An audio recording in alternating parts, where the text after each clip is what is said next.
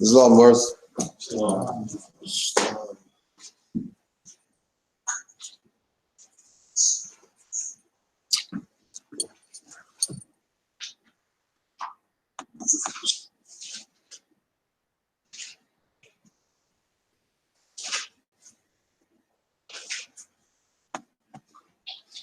Let's rise.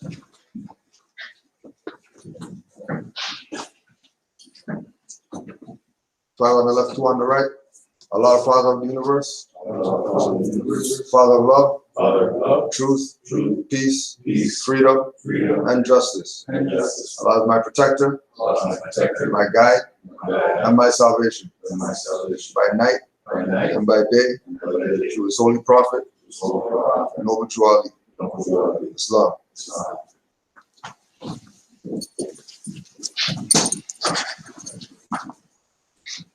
Prophet warns all Muslims, governors ordered to read proclamation at every meeting. I hereby inform all members that they must end all radical, agitating speeches while at work, in their homes, or on the streets. We are for peace and not destruction. Stop flashing your cards at Europeans. It causes confusion. Remember, your card is for your salvation. Failure to obey these orders will be of severe consequence. We are for love, truth, peace, freedom, and when these principles are violated, justice must then take its course. Any member or group of members who hold malicious feelings toward the temple or the prophet, or violate the divine covenant of the Moorish movement, will receive their reward from Allah for their unjust deeds. All true Moors will and must obey the law as laid down to them by their prophet. If they lose confidence in their prophet, they should turn in their cardon button, cease wearing their turban and fez, and return to the state where I, the prophet, found you. This is a holy and divine movement founded by the Prophet Noble True Ali. And if the Prophet is not right, the temple is not right. The Prophet, therefore, is sending out a divine plea to all Moorish Americans that they do their part in protecting their Prophet and the temple. This is an everlasting movement founded by the Prophet through the will of Allah to redeem His people from their sinful ways. Noble True Ali. To be proclaimed at every meeting. I am glad to know that I have a few faithful Moors among you all, and I desire for them to know the truth and the divine truth. There is a host of jealousy about me and the movement now, by the same people of our side of the nation that claim that I was only a joke and unreal.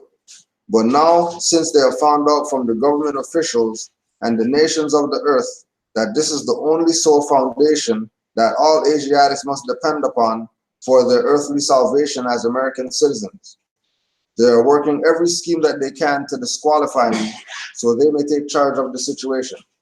I have notified all these things to you long ago in the past. It is through the faithful Moors that attribute to the movement and uplifting funds. The ones that paid their divine respect to me and the movement will be remembered. That is why I am calling upon all faithful Moors to increase their faithfulness to me, your prophet, and your divine Moorish movement. I need finance and I need it badly. Never before have I needed finance so badly as I do at present, so I can shove aside the discord that is facing the nation. It all comes through jealousy because of my fame and nobility. The nations of the world will not recognize the movement without I, the prophet, being head. It has been proven by my works which I have performed in the past few years. To the members of the Moorish Science Temple of America, Islam, this is the instruction from your prophet, Noble True Ali. Be faithful unto your forefathers' divine and national creed, that you will be blessed for your good deeds that you sow in the flesh. Allah is the one that judges the world, and His judgment is now on, but the weak can comprehend it not. The end of time is drawing near, so says Allah to His divine prophet, I, Noble True Ali. And that is why many hearts have been turned to stone.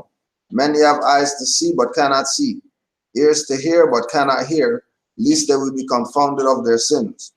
These are trying hours now, dear Moors, and every evil spirit is moving, and they are trying every weak mind to overthrow and drag out the true foundation that has been laid, and to cause confusion in the minds of the ones that do believe. But if you have the true love of Allah and the spirit of your forefathers, you fear not what you hear or see, but will sacrifice the utmost of your very life to protect your movement and your prophet. Watch your enemies, dear Moors. Your enemies are the ones that speak against your prophet and ridicule him to the very lowest, and the ones that speak against your divine and national principles of your temples. Act accordingly, and Allah would bless you for your good work. Peace, your divine prophet, Noble Drew Ali. Islam. So we had our last meeting, town hall, and we agreed that we'll have the beginning of class, first hour and a half, 2 hours would be for, you know, Q&A or any type of things that have to be presented, and then the other half of it will go into our town hall meetings that are going to be going weekly, so we could figure out some things that we could do immediately with regard to the temple, getting things in order, and things moving forward. One of the things that we're going to be looking at is a children's play day, whatever Brother Lanre found a spot for us to do something at. So we're looking to be dealing with that at our next admin meeting, and then, you know, moving forward, seeing where we're going to go with regard to that. It might be for one of our gates that we have coming up, you know, but it is an indoor thing, so it's something that could happen at any time. Just to honor them, because we know that even with regard to Noble Drew Ali's mission, it was about the children being looked after, because without them, there's no future. So forget anything else, you know what I mean? So that's something that we're looking at moving forward. But so we'll open up for questions. What I wanted to present today, we'll go a few minutes into just reading this document. The memorandum that came out from the trustee with regard to the Noble Drew Ali Trust, so that one, it could be presented, but two, to realize that if this is something that's happening in 1999, Noble Drew Ali presented to us in 1913 what we should be doing with regard to this.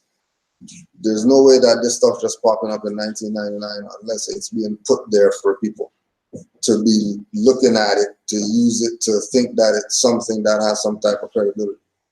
Because as you take what Noble Drew Ali presented and we look at where it's at right now, obviously people abuse this. Obviously people took advantage of what Noble Drew Ali brought without giving him honors, without giving honors to anything relative to making him still be in the forefront, and them not talking about anybody else, since nobody else really did anything for our people other than him, right? The language that this is presented in is not Noble Drew Ali's language. Noble Drew Ali doesn't talk like this. Remember, again, this is 99. Now, you're also going to go pre-1999 into the Moorish Science Temple of America Incorporated, who sued this Moor, who said that he was the trustee of the Noble Drew Ali, whatever. Right? And they're not taking him to some Moorish consular court or whatever like that. They took him to the European court, Moors. They're not some special Moorish court just to deal with Moors. Right? The same individual who told these Moors, don't set the European on your brother or whatever, these people took their brother to the European in order to settle the whatever BS, which again, we're looking at 97, 98, 99. This is way after everything that took place with Noble Drew Ali. Sellouts already got their feet planted in concrete in this. They were in control of this. The people had no access to what this was until certain more started talking in the open about this, which is exactly around these same times, 96, 97, 98, when more started being active in the open. So, was it a Supreme Court case, U.S. Supreme Court that went to? Like a Republic Court? Not even. One of the just, okay, no. Just went to, they just, no. You have to remember that the establishing of Moorish Science Temple of America is always said to be established from the perspective of some state, Cooks County, whatever. When it's a constitutional right as Aboriginal Indigenous people to have a place of worship where you can honor your ancestors. And you're entitled to that. If other people want to pretend like, oh yeah, they're part of our thing and we, because they filled out some of our forms or whatever like that, they could pretend like that if they want to. And people could follow that as the pattern if they want to. But that doesn't mean that that's what's going on. It's like we were talking about with this brother was dealing with a case where he was in the car with some people who had whatever. They got pulled over. Everybody got kidnapped, right? Went to court. They're like, okay, with surety, whatever. Nah, we're not gonna. We're gonna find a surety. We gotta find one. We can't do this. We can't do that. Court again. Yeah, you're a surety. No, can't do anything. You know, you can't find anybody. Well, then you're just gonna have to do dead time until trial. Like if you can't get a surety, then you're just doing dead time.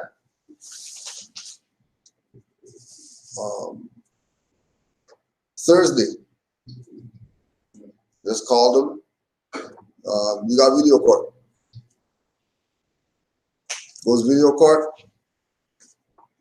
Go home. We'll see you in March, whatever, for your court date.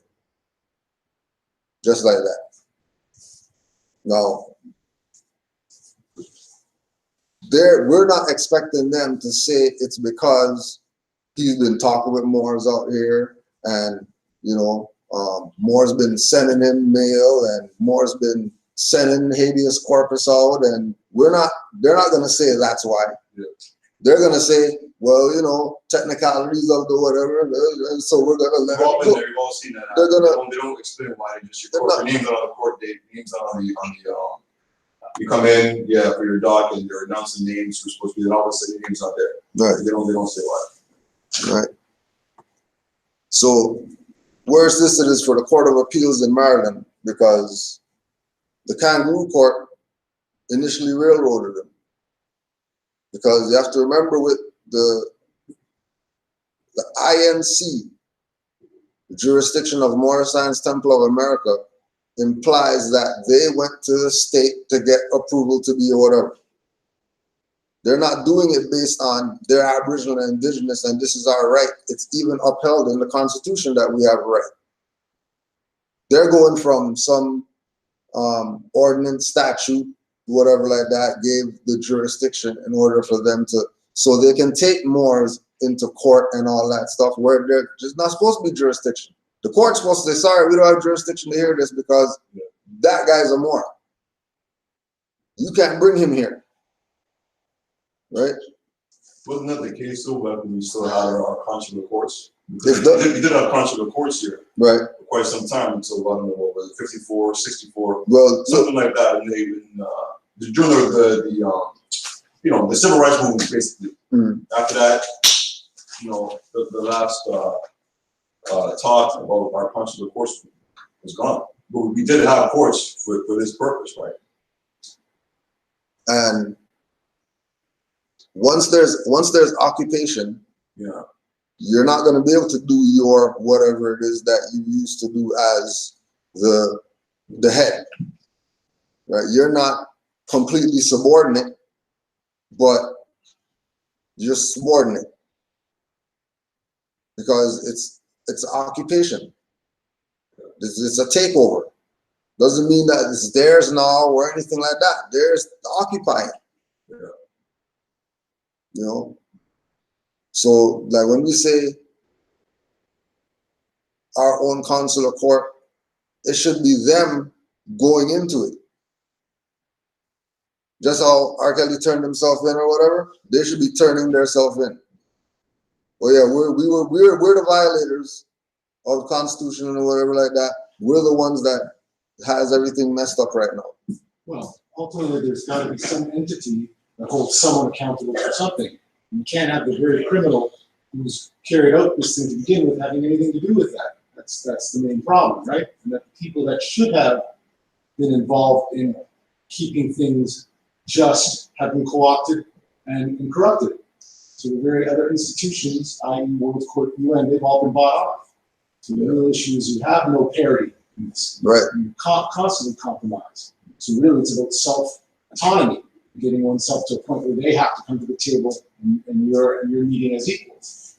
That's what interested me about what you said last week. You said that you were in Ottawa and you just happened to stumble, just because despite the flu, you happened to stumble across the incident with the Moroccan consulate, right? Yeah. And it was Montreal. Oh, sorry. Okay, so Montreal, yeah, Montreal. Okay. So I'm thinking to myself, well, you know, if you're at the consulate there, wouldn't they have an idea about these consular courts? If you're to bring it up, they would have to have some idea about procedures to. Yeah, remember, like you said, they're compromises. So yeah, they can acknowledge that there used to be the congressional records say that there was but to implement that, to enforce that means know them. Everything has to do with once they put it out, once they themselves, the people who were allies to the colonists or friends with the colonists or enemies of the colonists or whatever, right? The whole game is we can't know. We have to stay in the dark in order for any type of happiness for their sake. Because even though we don't have the things in place, like we don't have if they said, okay, tomorrow we're going home, you guys take all the stuff, we're in trouble. Yeah, we are. We're in serious trouble. We are. No infrastructure. Right, zero, like nothing at all, nothing whatsoever. Don't even know what to start at. Right? Yes. So it's not a negative that we're occupied right now to a certain degree. You know what I mean? Like it's not, But that's why they did that, right? Right. That's why they. It still sort of seems like a sort of inside inside job that they would send one of our own to one of their courts, but essentially, well, are they going to send it? Right. Yeah. That's why I asked was it at least the Supreme Court, which has jurisdiction. Yeah. We're also are they going to send the guy? Yeah. Right. But again, the thing is, why even do that? You know what I mean? Like, what's the point of taking this other more who's speaking? When you read the memorandum. Let's see what says what happened. So the decision was 2001. Frank Louis L. Bay versus Morris Science Temple of America Inc. You can just look it up. It's public record or whatever. All right, Frank Louis L. Bay versus Morris Science Temple of America Inc. And again, just like Brother Omar said, the concept of self-autonomy has to be at the forefront in these times right now. right? That every individual realizes that they're part of their own governing jurisdiction. So you have to take responsibility for it, whatever it is that you're claiming that you have attachment to. If you say that it's a Moorish nation, then okay, then you better be taking care of that.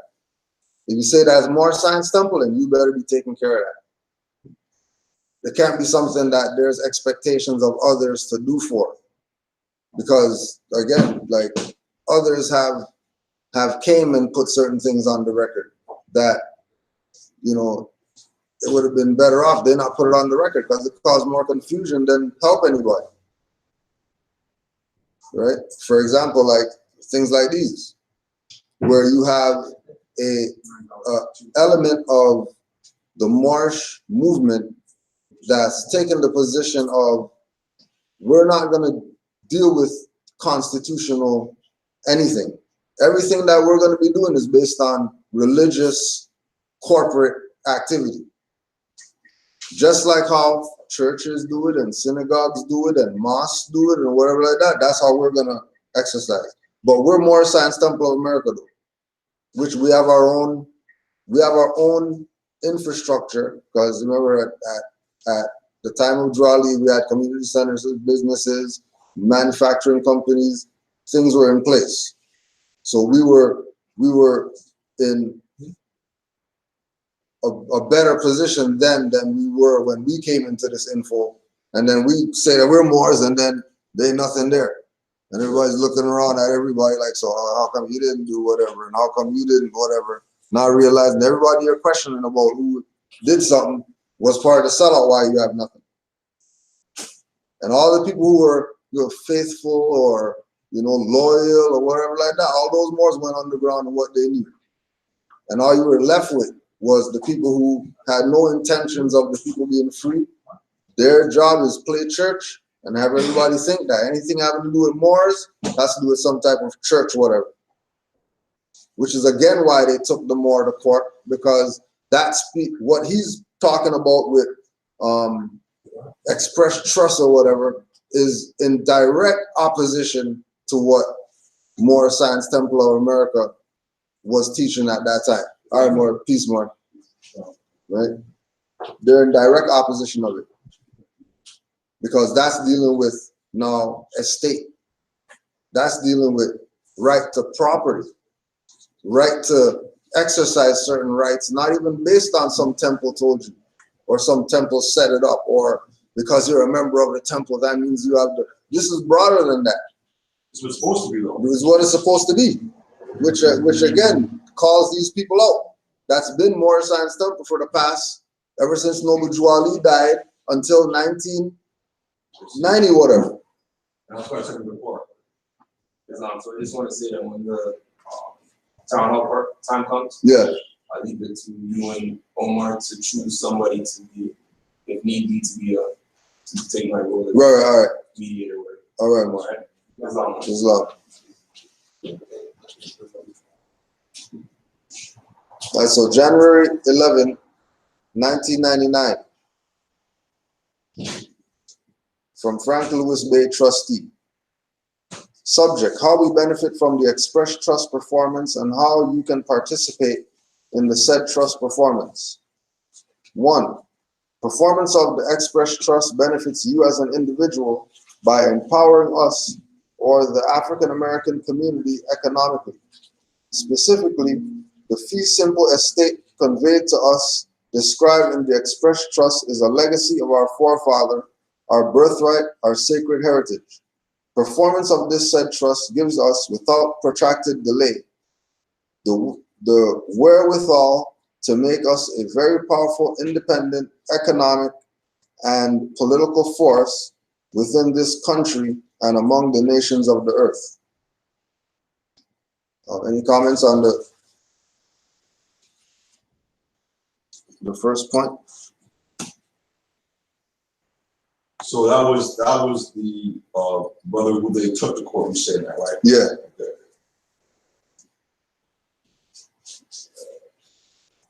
Remember, this is that's like statement. That's the open. Yeah, this is a statement. This is letting you know what it's about.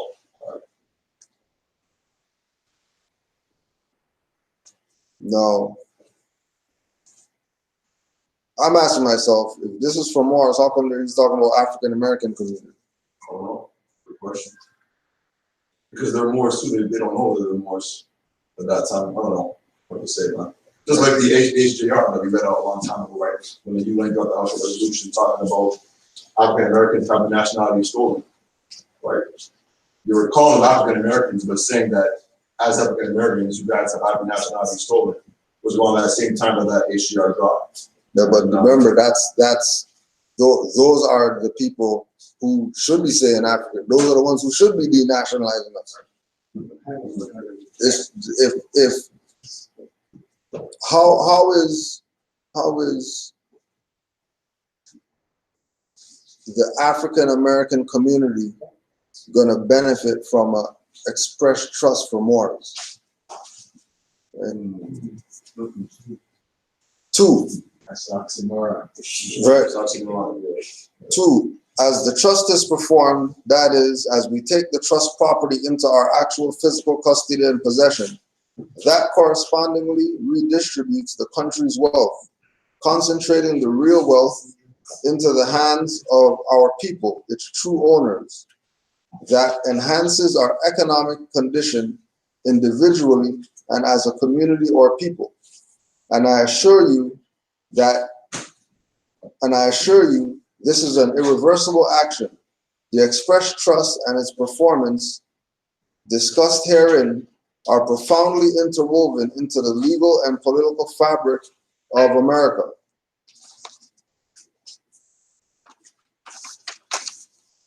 Three, although there are many others, the following is just some of the reasons that makes the trust performance timely, unique, and especially fitting. First, it's a Black people's creation. It has an independent monetary generating capacity that's inestimable in dollar value. In impacting the macroeconomy, it doesn't just produce jobs, but creates a positive relationship, actually a mutual partnership with government and industry to provide countless business employment, career, educational, and other opportunities for Blacks otherwise not only unavailable, but presentingly unimaginable. Think about that. Four, enriching us. It changes Blacks or African Americans' attitudes and perspective and expectations, and accordingly inspires our spiritual and moral regeneration and social elevation as a people. And this dynamic individual and community transformation profoundly impacts the country generally. Five, it causes all people, especially Americans, the government of the United States, all states' governments, all institutions in the United States, etc., to take a new attitude toward Blacks and their new economic empowerment. Remember, this is the Moore writing this. Right? So again, with people that are continually moving from self-autonomy and going towards somebody's going to do something that's going to save them or have some special paper or some card with some barcode that these Europeans are going to swipe and it's going to say, leave this more alone, and they'll be left alone or whatever like that. Tripping. Not happening like that, because they're not dealing with it like that out here. They're dealing with you one-on-one. They don't care about what some papers or whatever that you got. They're dealing with you one-on-one. Who are you? Prove to me you say who you are. You don't have some paper to say something. You prove it. You say you could flip. Flip. Like, let's see it done. Let's see you be yourself. For real, be yourself. And all that comes from looking within. As soon as you have, and again, Talking all that black stuff already. I don't want to hear nothing about no noble driving trust. That's a fiction. If the trustee is talking like that, this is for blacks or whatever, this is supposed to be a Moor talking. Bringing something that Noble Drew Ali brought to the forefront for Moors, and he's not talking about Moors, he's talking about black people and African Americans.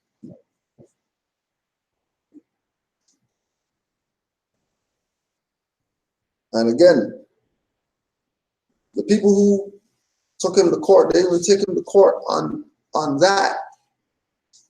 They took him to court on some, because he's using Moorish Science Temple of America name, and he's saying that he's a sheik and he's not really a sheik and whatever. BS arguments. If you're gonna take dude to court for something. If you're gonna take him, you're not gonna take him for fraud, nothing like that, on the level of denationalizing all the Moors, trying to get them under a jurisdiction where stuff is black and African American. Which is why, again, when you look today at Moors who even, we're talking about this is the whatever, and where are those Moors at now? 5, 6 years ago, when the trust was that was the talk of the town. Where those people at? Was the trust activated? Where'd they go? Yeah, it was activated and all that stuff according to them. So I guess they're just off in the back and just using the trust and just doing their own thing. And yeah, which defeats the purpose of it being a trust. So it's supposed to be for everybody. It's not supposed to be just for those people to benefit only. Because if they're talking about Noble Drew Ali's trustor, and then there's a trustee in between the trustor and the beneficiaries, and then nobody doesn't know who the trustee is, he just pops up. Oh yeah, I have the authority of the trust of the deed of whatever. What is deed are you talking about? Deed's not allodial. What do you mean deed? Deed to what? Deed to vast estate of, how you have a deed to that? When deed's corporate activity. But again, if you have this element of the Moorish movement that removes the activity, this is why, again, with a lot of what we're looking at moving forward is now more activity, less classes, more meetings, because after meetings stuff gets done. After class, most times people don't even do homework or whatever. But we know that people could actually put work in to get things done. Right? That the whole religious, spiritual, whatever aspect is like your love life. That's your personal stuff. You do that in your time. You're evolving as a sentient being is based on your own personal, you do that on your time. Hopefully that stuff is gonna emanate from you that would help everybody else. But that's not what we need to be doing. We need to be dealing with what are we gonna be doing? How can we be active as Moors in a jurisdiction where, as we know, there's Moors who they haven't had issues.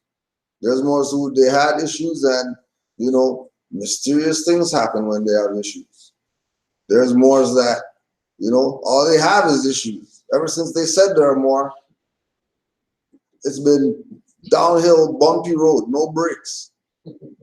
And that's just what it's been, right? So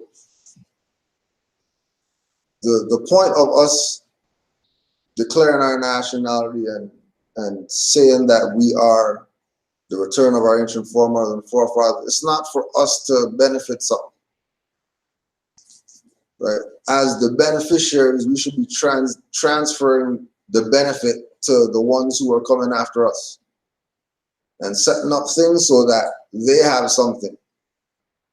Because we already got what we're going to get. Right? We have our nationality and birthrights. Right? That's what it was. Everything after that is based on what you do with your birthright. Not something doing something and then you're gonna get a benefit out of it because you're a more two or whatever. There's no one individual that's gonna be a trustee of some vast estate of North America that nobody knows about, just popped up from somewhere. That guy's a trustee, and there's no Noble Ali brought us some religious, wear fezzes and salat and all that stuff, and that's all we're supposed to be doing as Moors. This is way broader than that, right? So be mindful, and remember, this is 99. Think about, like we said, these people are not here no more. The people who used to push, go get UCC, PPSA, and all that stuff. Where are those people at? All those Moors who are talking about go file all those stuff. Where are they at? Where they gone to? Now it's new people now. Now you have indigenous people talking crazy that we're not Moors, we're Indians and talking crazy. Not also concert reports. Right? Yeah, exactly. It's always something. But keep in mind that everything that pops up, you can use Noble Drew Ali as a reference point. Was this around? When somebody says, yeah, we got the Moorish law firm, we can make you not have to go to court and we do whatever. Before them, there were Moors going to court, getting their stuff dealt with. Just them, without these people who call themselves the law, whatever. So what purpose are they really serving?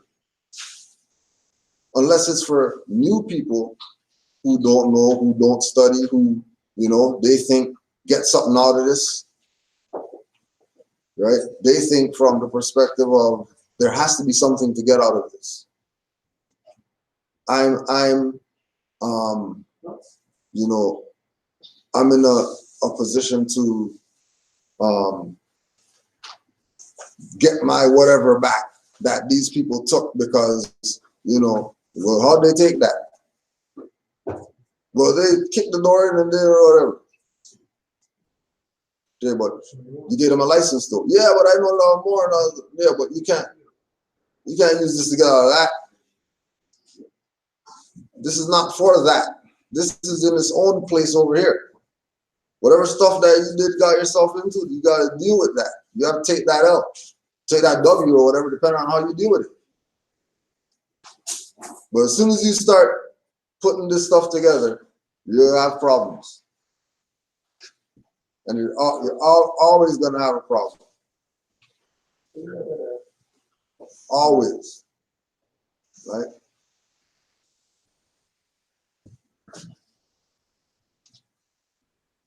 So look up the case. Court of Appeals of Maryland, Frank Lewis Bay, Morris Science Temple of America, Incorporated.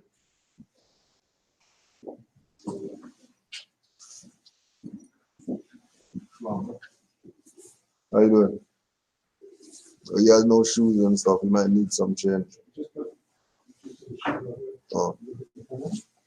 Now walk in here. Walk. Walk over the couple.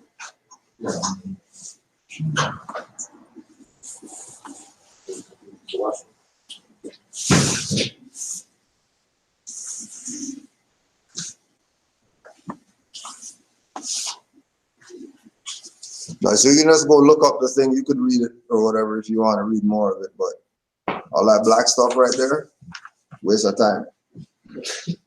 And that's more talking to you. It's the same thing. Brother and I were watching a little lecture last night. He showed me a brother called Brother Kenson. That's the Brother Kenson. Yeah. He was talking about how Christianity takes away spirituality. You're saying everything that you're saying was right, but the whole thing is just the whole thing is just black. It's just like every time you say black, you know, just keep my frequency off, you know. You know what I mean? And just you know, like I don't know. He's like, just listen to what the brother's saying. I'm like, yeah, I hear what the brother's saying, but you know what I mean? He's saying black. You know what I mean? Like that's the only thing he's missing. You know, he just gotta get rid of that. You know, that's it. You know. But it was an older brother, like a spiritual brother. You know, the so-called Jamaican brother. You know. It's black. That's the word. It's that word. Man. It's gotta get rid of it. I was just gonna check the email for any questions, but if anybody has questions. What was the result of the trial? Was there a trial? Yeah, there was Did that actually go through? Yeah, there was like court processes where they keep pushing back. No, there was the trial, and the brother Frank Lewis Bay, they found him guilty of whatever they had claimed or whatever, that he was using the Moore Science Temple of American name when he wasn't able to whatever. So he appealed it. Right? So the appeal, when he appealed it, his three questions that he brought forth in the appeal was whether the circuit court or the Court of Special Appeals erred in holding that the courts have subject matter jurisdiction to determine the governance of a religious organization by the application of secular corporate principles, notwithstanding the fact that the parties have agreed that the religious dispute cannot be resolved by the application of secular corporate principles, but instead by the internal religious documents of the religious organization. Right? So that was one of his, right? The second one was whether the circuit court and the Court of Special Appeals erred in holding that a religious organization has a judicially protectable property interest in its name. Yeah, so it's all going back to, you know, the jurisdiction that the court has if we're talking about a religious organization that they're not supposed to have any jurisdiction in, or, you know, or do they have jurisdiction in it because they're calling themselves Inc. But the guy who's setting up or who's presenting that he's the trustee, he's not in Moore Science Temple. In that sense, he's not in that one, but he's in Moore Science Temple. He's in the movement. He's in the movement, but he's not in that temple. And that temple is taking it from the position of, you know, Kirkman Bay and, you know, who those people already lost in court in the 30s against Miliel, that they're illegitimate. So are they still around in 2000, whatever, taking people to court about something when court already said that those people are illegitimate? Are they temple number one? No. Yeah. I mean, they're going to make claims that they're, but, you know, who's really temple number one right now? I don't know. Right? You know what I mean? Like, which it's not supposed to be. Yeah. You know what I mean? Like, everybody else, their stuff is, who's temple number one? And then you got 50 different Moors or whatever saying that they're temple number one. Okay, so then after those appeals, right. what was the result? So the conclusion, to grant a permanent injunction, there must be evidence adduced that the party seeking the injunction will suffer irreparable harm without its issuance. In this case, respondent failed to present evidence that it would suffer irreparable harm as a result of the petitioner's conduct. Right? So the temple was saying that the image of Moore Science Temple is going to be tarnished because of him bringing this thing about the express trust and nothing called that. That's not the case. All right. And but remember, this is the appeal court. So they're not making a decision. They just send it back down to the bootleg court. That's it. And then whatever they just, if they want to pay their $175 again each to go through the court thing, but by that time you realize this is some BS because only these people are making finance. Because you have to pay the sue, you're gonna have to pay to go there and file papers and print stuff or whatever like that. which all is going outside of your nation, right?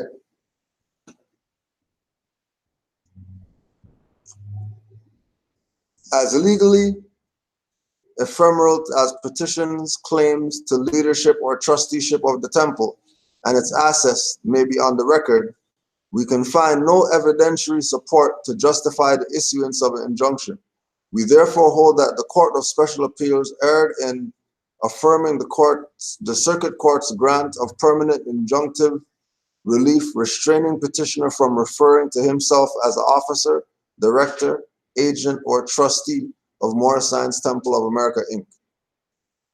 Case remanded to that court with directions to vacate the judgment of the Circuit Court for Prince George's County, costs in this court and Court of Special Appeals to be paid by respondent.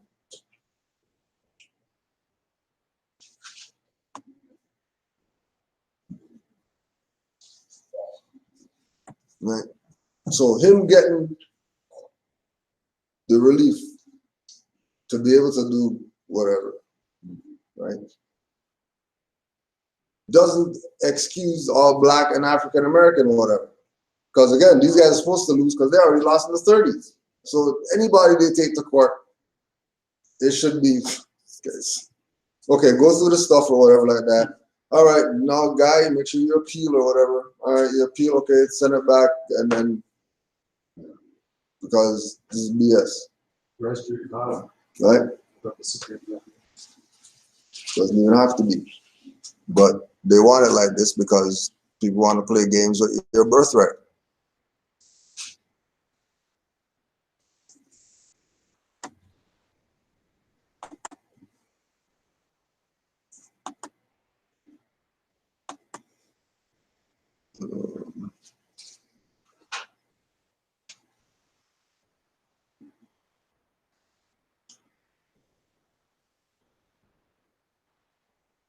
If anybody has any questions, you can throw those out and we'll answer some of those. Sis, do you have any? I'm sure you got some. Bring them all right now. Bring them all, don't worry. You know, it's like I was learning about it. My friend mentioned too, but there's a lot of the knowledge it's not, I think, exactly accurate what they were telling me. Right. So I'm looking on the website and I'm just doing more research as to basically where the issue was and then where are we going from here? How are we going forward? Right. Yeah. Okay. But as of for us right now, as far as this jurisdiction, it's pretty much, you know, with regard to even what you're doing, bringing you to the place where you can get the proper information, right? As that goes, you figure out whether your allegiance lies with this, and as far as your willingness to support it from the perspective of being a member, but realizing that it's not about membership. You know, it's about us being brought back into the right frame of mind so that we can handle our affairs in the world. Because for so long we've been doing it from the wrong side of the fence, so nothing ever works with us while it works for everybody else, and we don't realize that it's because of these lessons that we weren't given about having a culture and, you know, unity, and, you know, we're a nation. We're not all these different islands and tribes and all the stuff that we think that we are, you know. If anybody else has anything to add on, please do. So we know that a lot of that work of waking up our people or bringing our people to the right frame of mind is, you know, continuous. Yeah. That work doesn't stop. Right.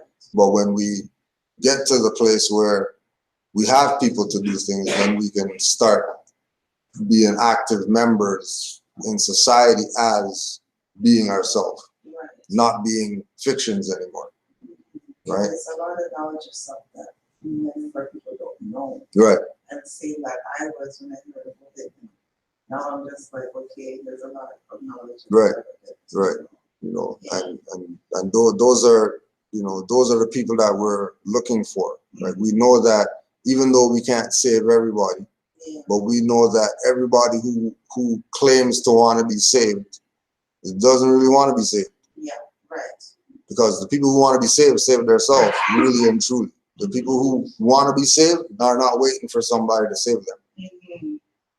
You know? It kind of reminds me of the whole argument with Monique and Steve. Right.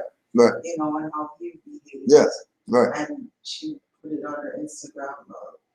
You know, that's like the mentality of him, you know, saying like, this is not a white or black, it's a money game. And he basically admitted he would lose his integrity to be able to get $1 money. And he was not going to save her for her speaking out like a Rosa Parks or people that want to change the system and do something about it. And, you know, it's always the first person who's going to get the most amount of ridicule and treatment. But if it's not for those people along the way, we'd be still sitting on the back of the bus. You know what I mean? Right. So. And you know, like you're saying with the integrity, you know, he wasn't speaking from the perspective of he has stuff to lose or whatever. Right. He doesn't have integrity. No. He's already out of that. He's not integrity is not even something he's thinking about. Exactly. He's not even there. No. As far as being someone with integrity. Right. Right? He's already way past that. Way past that, yeah. You know, just go check their earnings and see who's you know, the people who are in the upper whatever, more likely those are the sellouts. Absolutely, yeah. More likely. Yeah. They can talk whatever they want to talk, but they're probably selling you out right now. Yeah. Which is why they have what they have. You know. Yeah. And you know, and then you go back and you backtrack with Monique and her career and you know how you know Netflix punked her and certain people just punked her, and it was really because she was the Harriet Tubman. Exactly. She was Rosa Parks and all that. Right. She wasn't these Negroes. No. That's just gonna take the check. Yeah. Just to be a good nigger and dance in front of these people and make stupid jokes, make our people look like clowns. Yeah. Exactly. You know? The okie doke. Yeah. Yeah. You don't fall for the okie doke. Right? Yeah. You know, and people, you know, it's like that's just what, you know, that's a different, that's not even our jurisdiction. Yeah. But they're dealing with the same sellout stuff that we're dealing with. Exactly. It's no different. Right. That's just a different plane. Yeah. But the same thing is going on. Yeah. There's righteous people, there's righteous Moors, then there's dirty Moors, there's dirty people out there. Yeah. It reminds me of a book I read, Power Novels by Dr. Bud Anderson, where he talks about the people that were like that, you know, with their bad behavior. It was treated like treason, you know, and they dealt with those people and got them out, you know what I mean? Yeah. So, as you would say, the proper term is not Uncle Tom, it's Sambo. Yeah.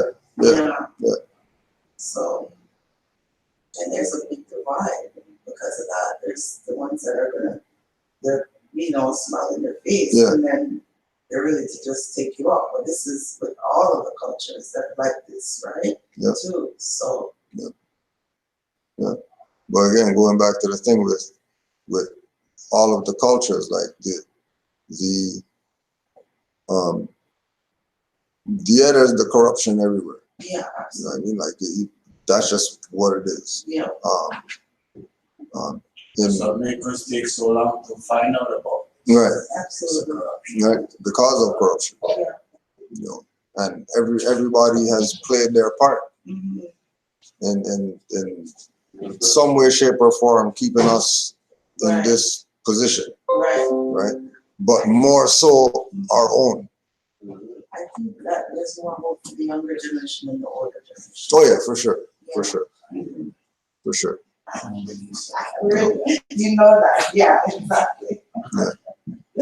Business. Yes. I have a two-part question that I've been wanting to ask for a long time, so I'm going to ask it now. When the Moors come back into the constitutional fold of government, what will be different? And then how will Moorish power be a refreshingly restorative contrast from the last 524 years back to ancient Roman rule under the atrociously patriarchal, oppressive, and unrelenting European?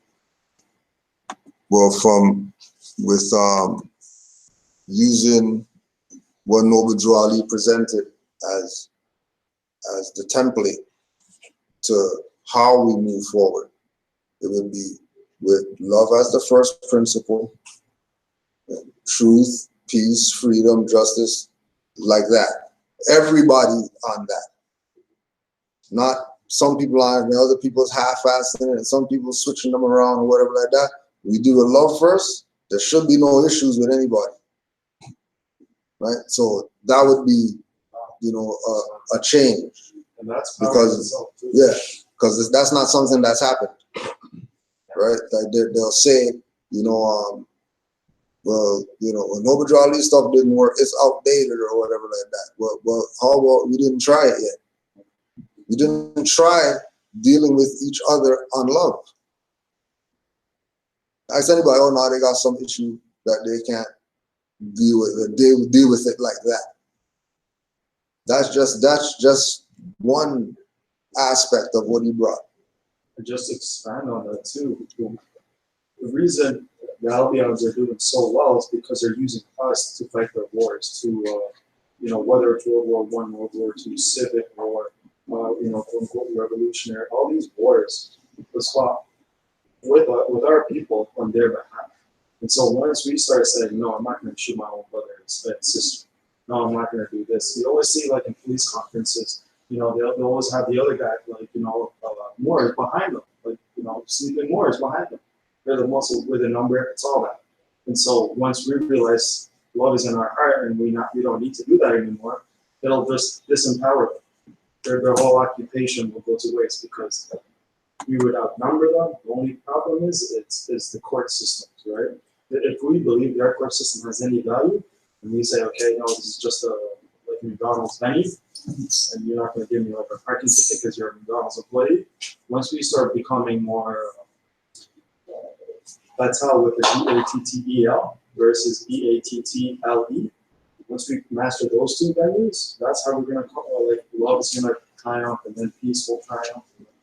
The principles will come about. So there's no balance in what they do, so they're doing today because there's just no balance. Right. So there has to be. I think a better answer is also, like you said, the constitutional fold, but we're not. The thing is, no one's following the Constitution right now, right? All the laws that are being happening, we're being subjected to, the guys are in jail, right? That sort of stuff is not in the Constitution. Our bonus is not in the Constitution. Everything that we're doing right now, in terms of politics, right, is not following the Constitution. So I think getting back into the constitutional fold means bringing back the Constitution, which was ours anyway, right? Of course, this is not all constitutional principles, right? And now all these artificial policies and laws that have our businesses all screwed up, right? Our people in jail, messing with their families in terms of, child support, all that sort of stuff that we're dealing with right now. Being subjected to these laws that aren't real. I think that's the biggest thing, right? When you have states that everyone has their own little jurisdictions, right? And you have a government that governs less, right? So, if you're in an area like this, all the police officers, right? Anything you want to implement, you could implement through the correct method of voting, right?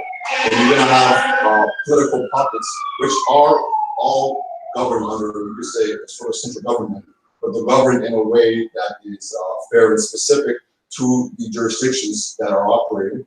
And every jurisdiction that operates in love with others. If we, for example, if we're farming and we produce, potatoes, right?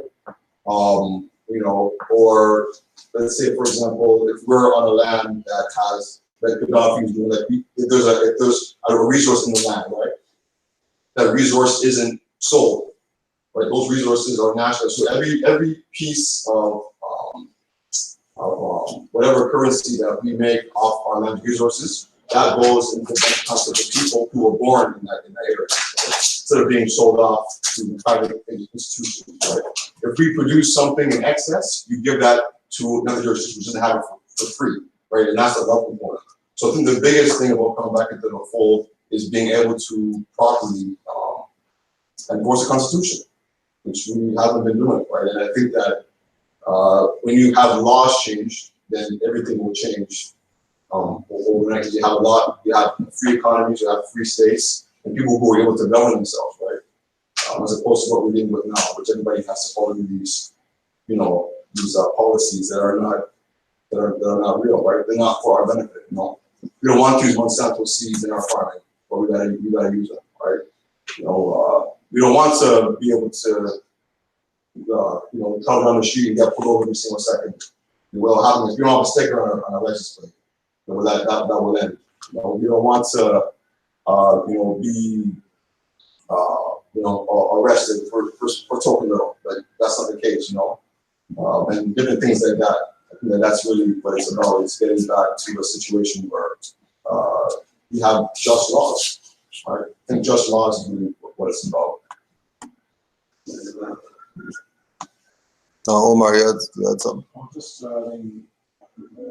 this is covered a lot of things, but a lot of what I was going to say is that a constitutional fold, constitution is a contract.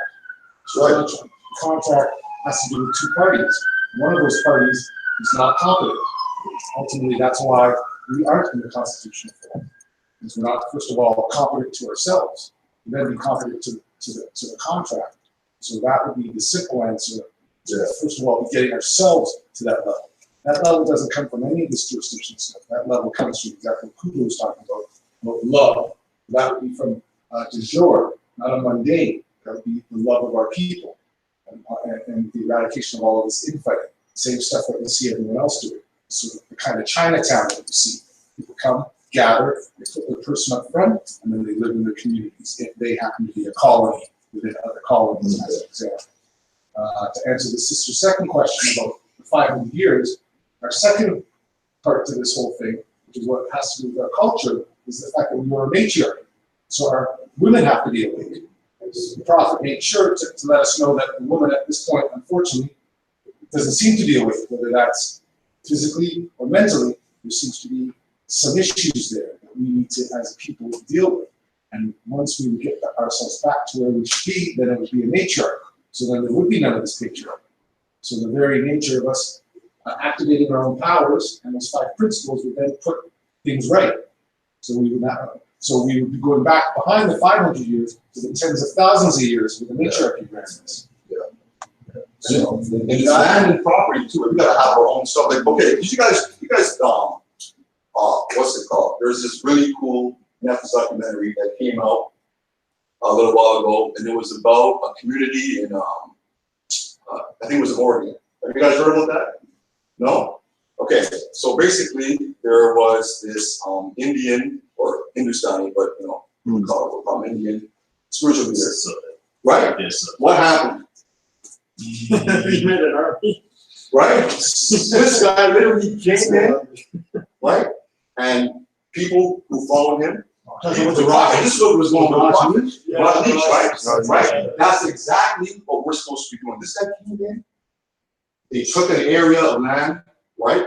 They built it up, they built airports. Well, self-government too. It's not like they had their own jurisdiction. They built it together and did their own projects. They came in and said, okay, you're gonna do this. They built farms, they built airports, they built schools, they built greenhouses, they built radio stations, they built railways, they built they had their own jurisdiction in I think it was the state of Oregon, if I'm not something like that, state of Oregon. And 10,000 people. Yeah. Again, it's a small group, 10,000 people. But then again, It was about 10,000 or more. then when you put the whole sort of what the whole deal behind that was still again them trying to create a political entity outside of their. I'm saying the process though. I'm saying the process. I agree with you, but I'm just showing you yet again how, unfortunately, I think what happens is, you know, and this is where I think the numbers sometimes don't lie, you know, we take 3/5 of the step. The step for that man that at that point was to continue just to nurture his community. Instead, they were looking to sort of control outside of themselves. Because they did. And then when they couldn't get control of that, they took God powers upon themselves to try and poison the town to then co-opt the votes, which, you know, on a certain level can be seen as, let's say, maybe patriarchy or standing up for yourself.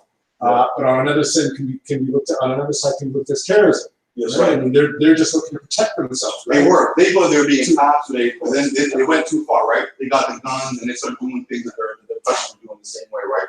Just like when we came out of slavery and the Freeman's Korea, all these towns we were building, right?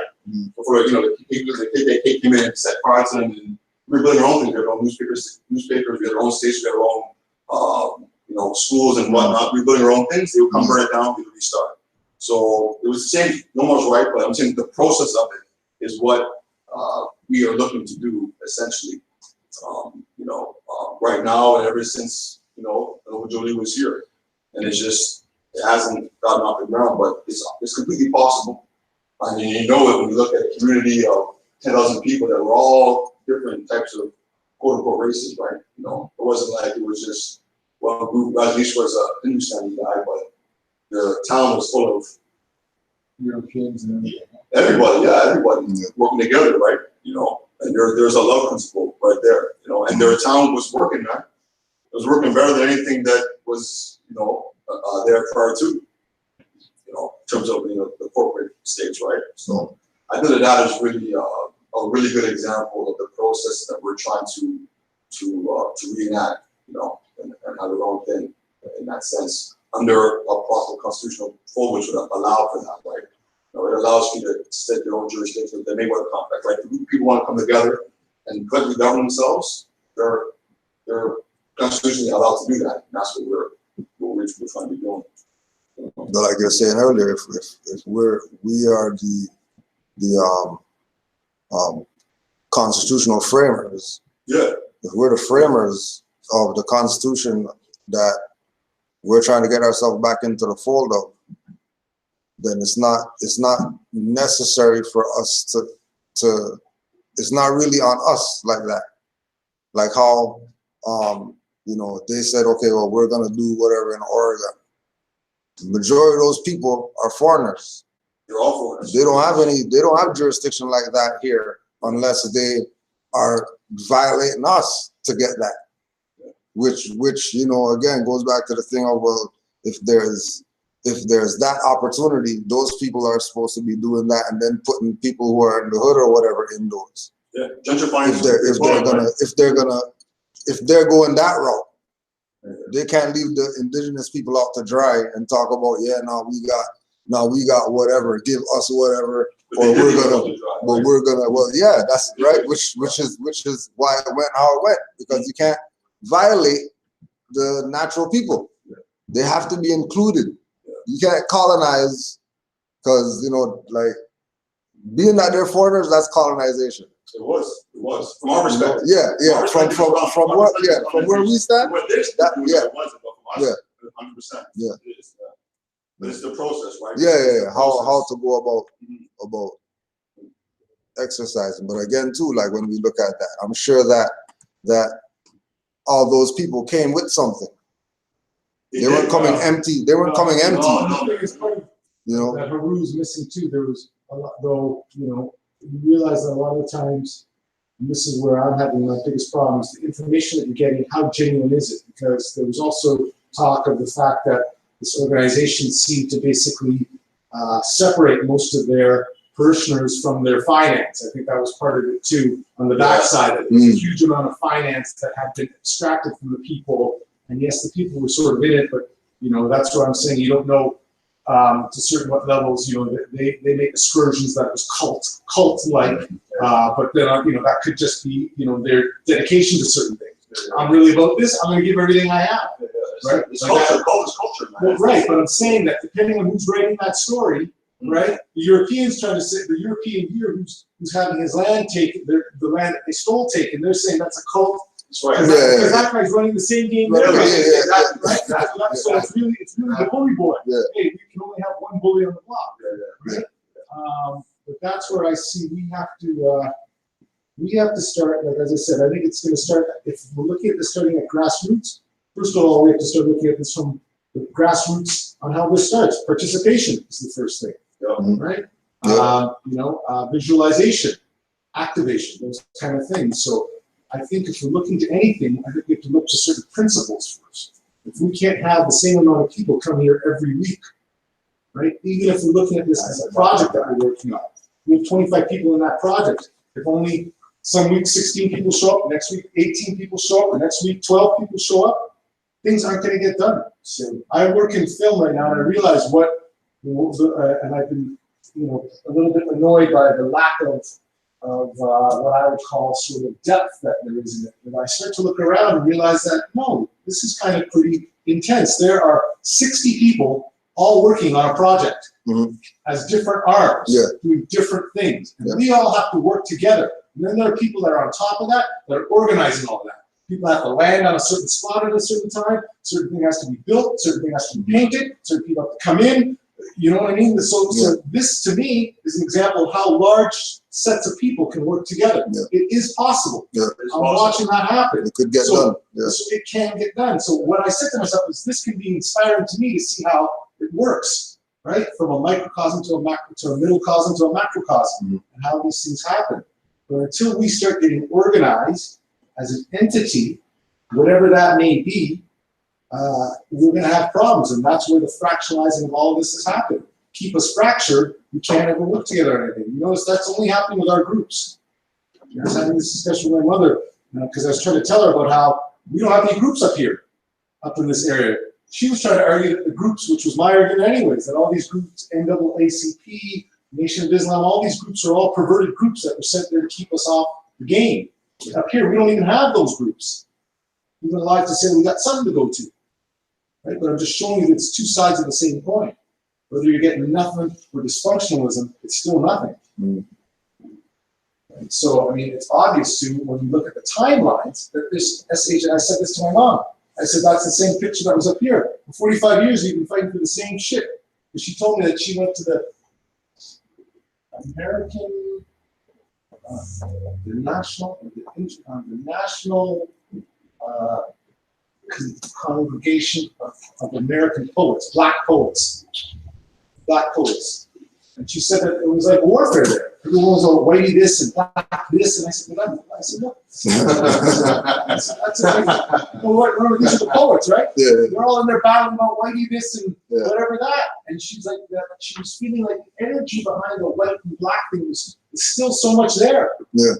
And I said, of course it's there, because it's all nonsense, and you're all feeding it. Right? And you're all feeding this lie, so of course it's there. But everyone's taking their little piece, and no one really wants to look at the hand that sort of feeds them, that's biting them in the face, because whatever little bit that they got, they're holding on to. Right? And the youth that should be the ones like us, I was thinking about this a couple of days ago, that used to spend 5 to 7 hours balling. Right? You know, the ones of us that used to sit there on a Saturday and spend the whole Saturday balling because we wanted to be the next Michael. Right? Or whatever sport it was. Whatever sport, Let's say 5 hours. 5 hours, let's be honest, 5 hours would be easy. It would be, that was what you did on Saturday, bro. That's only Saturday. You're not talking about Monday through Friday and the 2 hours here and the 4 hours there that you were giving when you had it to a total illusion. That gave you nothing. What if what if our offspring spent that time on this stuff? This would have been knocked out of the park. You notice now that what they've done now, the trend has happened. Now we still got our balls, but now we got our computer geeks. Right? They're spending all their time hooked up to some screen. Right? That's because they're ahead of the game, understanding where the energy. This is what I realized too. The energy's going in certain ways. They know this is now the energy of technology and the mind, so they captured us there, right? Or they're ahead of us on that level. Well, I check this too. I was talking with this youth man and his brother, His mom used to be cussing his brother about, get up off the couch or whatever like that. Go do something or whatever. This man got a job playing video games or whatever. Like a job, getting like a job to the point where he's sending money home to mom.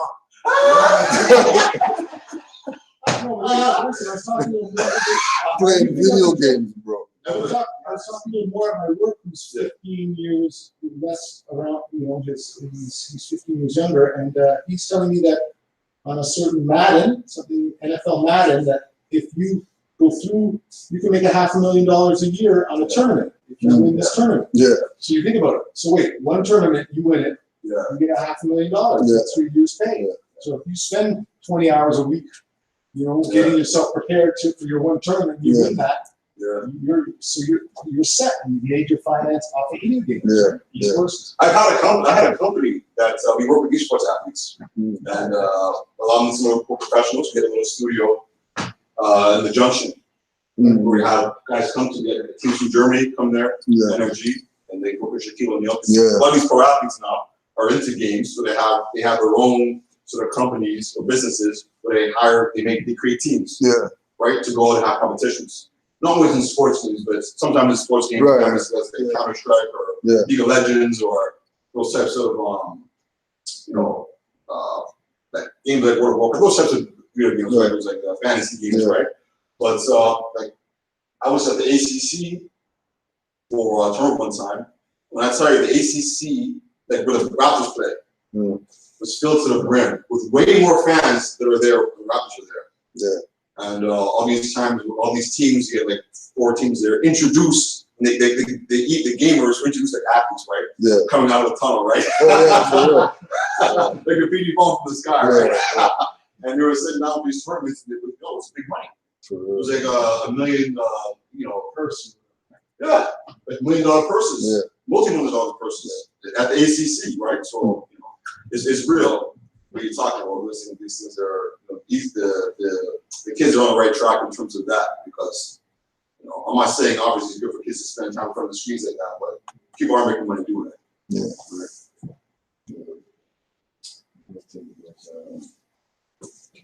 How many are going to win that million? Not too many. Not too many. But they're sponsors, right? They're sponsorship. So even if you lose, you make money year long from your sponsors, right? So you gotta give a stock and you get $100K a year, then you're gonna lose, right? Omar. I just wanted to sort of keep us on track in regards to where we see our this entity, this nation going. We're coming up to our new year, we've run out the locks, and we'll be having our 4th or 5th annual celebration of that. I think, one of the things that I've started to realize is that the environment speaks to you. Everything that you do speaks to you. And I think that Cujo and some of us other ones who've been here a while have realized that the time for, I think, some change or a strengthening or a sharpening is on. And I think we need to come together as the extraordinary gentlemen or Moors or whatever, however you want to put it, and we need to start sort of thinking a little bigger, a little better. This year we're looking to try and get some things done with the offsprings and get them out there. And so whatever period of time, whatever it may be. As I said, if we take the youth here, this, you can look at it in the mundane way. This could be the LeBron, let's say, who then goes on to sign his $100 million contracts and then feeds his nation. Right. From that perspective, that's what's happening with us, but we're feeding someone else, right? Anyways, that's sort of a very mundane way, but I just think that we need to. Not that we need to, that we are going to start to focus this a bit more. This part I think is very important, but I think it has to be a component. Think about it. I was thinking about this today. I got my slave that I'm doing 45 hours a week, and I'm here for 3 or 4 hours. I think we talked about this before. how much can get done? If we're not planning, if we're not meeting, if we're not practicing, what kind of practices? Some of the stuff I want to start employing, we should be breaking up. We might even do this today. Break up, take a subject, 3 or 4 people. We're used to be back in school. 3 or 4 people sit down, work on a segment of this. Let's get some stuff done. And because we can sit around and pontificate till the cows come home while shit is happening out there. But anyways, that's just. Well, we left off last week with a specific goal, right? Which was about getting the basement renovated so we could start to monetize this facility, right? That's what we left off with, right? That's definitely, you know, and as I said, we don't, one of the things that we say that as a manifestation of yes, that's what we definitely want, but it's much more about monetizing all of you to yourselves within that dynamic. Because the temple then would be looked after naturally. Right? We're almost going at this from reverse. Right? Really, we need to be trying to feed you to then feed us. Right? It's just the individual that goes out there. You have to feed yourself before you feed others.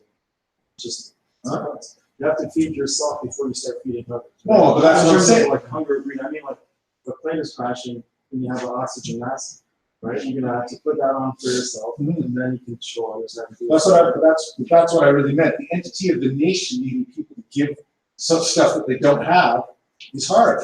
That's why this is where this is at. Yeah. Because if we had the people, the so-called, like, you know, we look around at some of our elites. Yeah. If all of the elites, all of the Moors that were in the NBA decided to take a little million off of each one of their checks, we wouldn't be having this conversation anymore, would we?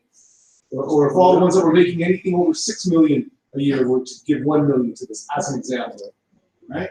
Not $1 million to what's keeping us going down. Right. They're not going to give us the paychecks, right? Hmm? We got it ourselves. They're going to give us. No, most definitely. Which So is the our push. home base is important, right? Because Right. we can, from that, if the rent is covered every month, we get extra finance to put wherever else we can put it, right?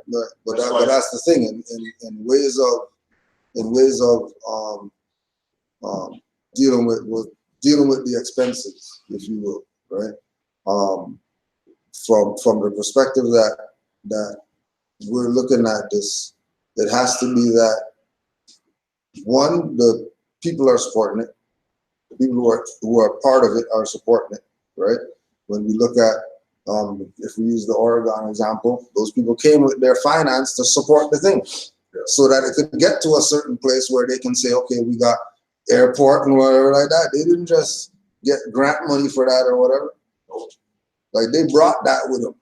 So it's the same idea, you know what I mean? Like, you know, it has to be brought to this so that the people can you know, accept the fact that this is their thing that they're supporting, not that it's something else that has nothing to do with them or isn't theirs, or, well, I can't, you know, they can break their back to go get the, you know, run to catch that bus to go on the slave or whatever, but they won't do it for the nation. You know what I mean? Oh, I saw, right, you know, I'll miss that or whatever, you know? And we know that, you know, yes, it's because we don't really have anything to give like that. But what they're getting, which is their nationality, their birthright, which they don't have, they should be willing to die for that. Forget give up $5 grand or 10 grand or $1 million or whatever. I just want to go back just with what you were saying, but that saying, and I'll quote nature, but that saying more that you say isn't gonna, because I know the guy who knew Lindros, they get paid by the game. They get a check. Yeah, per game, right? Per game. Yeah. So they would show him, you'd open up a drawer and there'd be like 8 checks or something sitting in there from games, you know, because each game is getting 200 grand. Yeah. They're only probably gonna need to cash one of those to live Yeah. right? You might have, no, but you see what I'm saying? These kind of guys, Yeah. but I'm saying they got no problem piecing off the people that make their stuff happen. Yeah, yeah. Right? Piecing off their accountant, piecing off the so-called tax man who's really the nation man who's taking their cut, Yeah. right? But really is the corporate arm to that, Yeah. taking that cut. But like nature said, if tomorrow they said being a Moor, if you, the only way for you to get your check is to be a Moor, tomorrow every one of those ballers is going to have an L on the bottom, on the back of their name to collect the fiat. Or still tell them they're not obligated to tax. Well, whichever, but that's gonna come from. There's a problem with that, so you can't just say. Well, I'm using sort of examples from the perspective that it's the essence behind it. Because we know that enough of these so-called pro people know about this. But like you're saying, no one's gonna give in a check. No, but yet but they're gonna flash signs. Wear pheasants. Wear Circle 7 tux and right, and all kinds of stuff. But you ain't gonna give a dime to your nation. No, there's lots of guys. Oh, you watch the NFL, right? You've seen guys out on the field. Lots of them everywhere. There's like one each team almost now, right? So part of me wonders whether this is one of my thoughts. And maybe there's a next level to this stuff, but we're really not yet at. Right? There's like a group of other boards meeting. They all. It's funny. I was at my work yesterday. I thought about this. Right next to where I'm working in a factory is like a financial, sort of like a financial, like a what do you call it? Like not H&R, but give me like a Lloyd's of London or whatever, some kind of finance house. And they must have had a meeting. But there was 200 cars that had all pulled into our parking lot. Mercedes-Benz, whatever, all your upper echelon vehicles.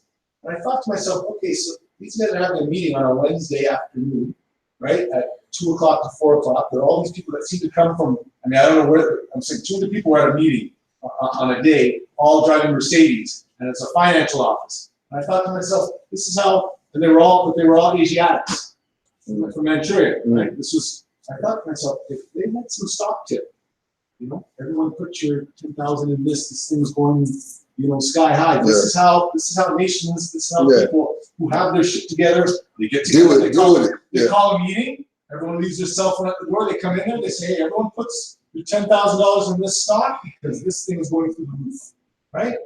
But I was looking at that, how other cultures do it. How they can come together like that, but also how it seems that they have cultures where people are obviously affluent and seem to be quite comfortable. And I don't see that in our community. And I don't know, my mother was saying, well, we were slaves. But I think to myself, it's funny, that slaves still seem to want to have something. Yeah, even them. Right? So it's kind of weird, right? Bottom of the barrel, he still wants something. But I thought to myself, because I see her arguing some stuff, and I think to myself, wait, your argument's like you're a slave. You should be happy with whatever you get. Yeah. You know what I mean? Or if you want this, you want that, you go on your vacation, well, cool. But I think that to me, that takes you out of slavery. Yeah, that takes you out of slavery if you're getting some big benefits or whatever. So I don't know. Anyways, those are just stream of consciousness. But as I said, I think that we need to. This is I think where we're going, right? And we're coming up on 2 o'clock. In terms of trying to do something to change the activity a bit, the frequency of it. And as I said, looking towards it being the vernal equinox, our new year. Let's get some bulbs in the ground right now. That when it hits April, May, we've got some stuff going. We've got some ideas. We want to see the offspring, get some stuff going. We want to take them to the, as I was saying before, I was at this observatory. I got them and said, hey, all this astrology and astronomy that, it's our little class. There weren't very many words in the class, there might have been 1 or 2, but I thought that we should be bringing our offspring there. We should be bringing them to the ROM, the Royal Ontario Museum. We should be doing these things. We should be bringing them to our stuff too. Right? But I mean, if you can't have the people aren't showing up, people ain't compensating, then again, we find, my empress is paying $3,000 to send my offspring to Italy. Yeah. Or for a school. For the 10, school school trip. thing, when they go off and do whatever, right? Yeah. It's funny they're going to Italy, right? Yeah. They're going to the last, where we basically cultured them. That was that point, right? For that place. The city hall downtown, who did it? Huh? The city hall downtown, who did it? I would imagine it's us. If you go in there and you see the architecture, it's crazy. I mean, all that stuff is ours, all of it. Good. So it's not a matter of us trying to get stuff. We need to get together and a body where they have to answer to us. But sorry, brother. Sorry, brother. And like it is now, like you said, we can't even have 25, 30 people every week here. So we don't even need to talk about all what other people been doing, how they do it. We just wanted to start be us. Right. come more, get more, bring the little ones, don't even start looking at a building. Just be okay here and try to put a good team together that every time you say game, they're there. Not like, oh, maybe. No, just like you said with those guys when we went at your work prison, all of these guys coming to this meeting, did they say they're not coming? They're all there. They're all there. So the bottom line is, all of this is ours. It's ours. And we go back to when you were saying, if they said no, take it. Can we turn on the switch for the light? Don't let the plant? No. Okay. So we have to, you know, start pulling together and start spreading. Let it be known, even to walk, like, you know, I like when it's summer, because you see how we clean the street, at least people pass and see us. They see us when we, you know, when we do this street cleaning, whatever. Yeah. We need to get known, be known. It's, you know, we just here on Sunday, jump in the right and go home, and that's it. Who knows? And everybody go on the video, and sometimes the video too, of destructing one, of a fraud one on the video. Yeah, you know, so it's like many other things.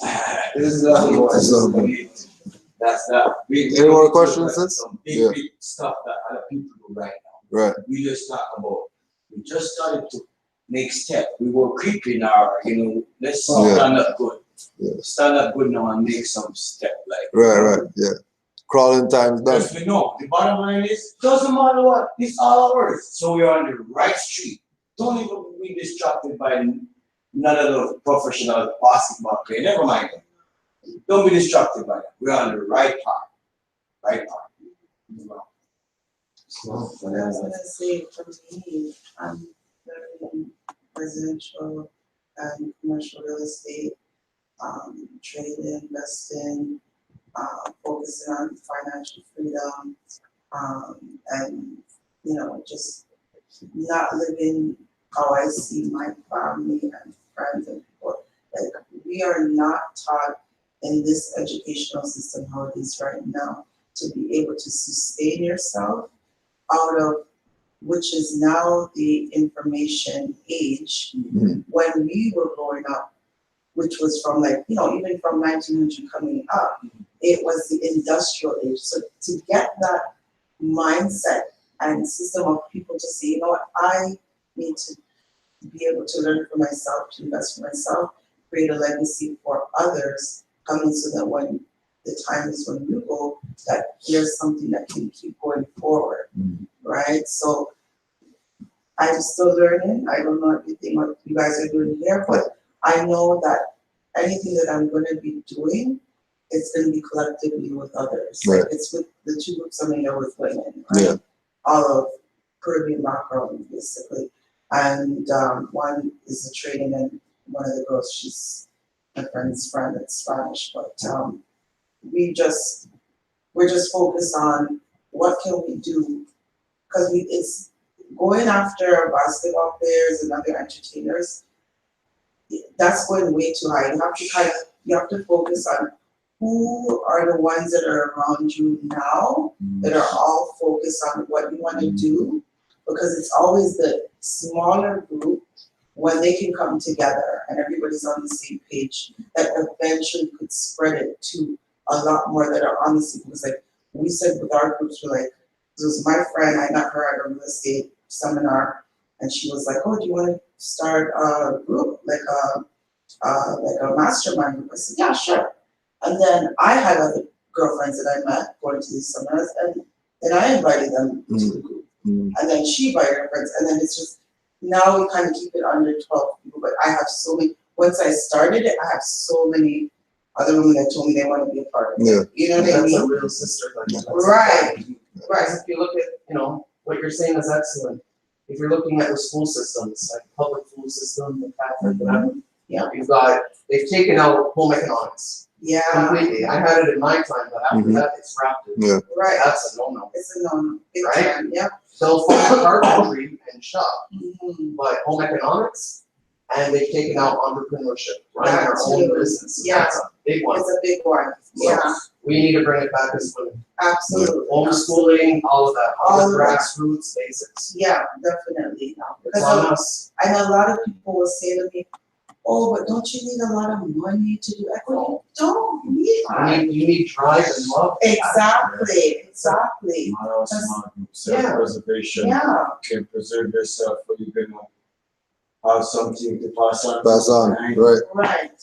Yeah. You know, These are the things that you say they stop it in school. yeah, So these are the things you gotta bring back. You have to bring back Very together. atrocious. absolutely. Yeah, they have their intentions. So you can't depend on them, you depend on yourself. Because they want you to be a part of the corporate plantation and not to do for yourself Right, and right. for others, and entrepreneurship will get you there. They don't like you being natural. They don't want you to do that, no. So, You know, that's because where that I hear that all the time, it's too hard, I don't wanna do that, because you're just so brainwashed. It's just self-sabotage. Exactly, you know, so there's gotta be, Where there's a will, there's always a way. exactly, Always. exactly, That's so, universal. Right. All of us here today have that. So, Yeah. It's just Yeah. consistency, right? yes, And the unity. yes, absolutely. Need the knowledge and Everything else gets. Yeah. Out there in the universe itself. it's gonna happen, absolutely. You know, like you start small and then you go to, because you're not gonna, it's one of the things I think is a mistake to think that everybody's gonna wanna support your cause, they're not.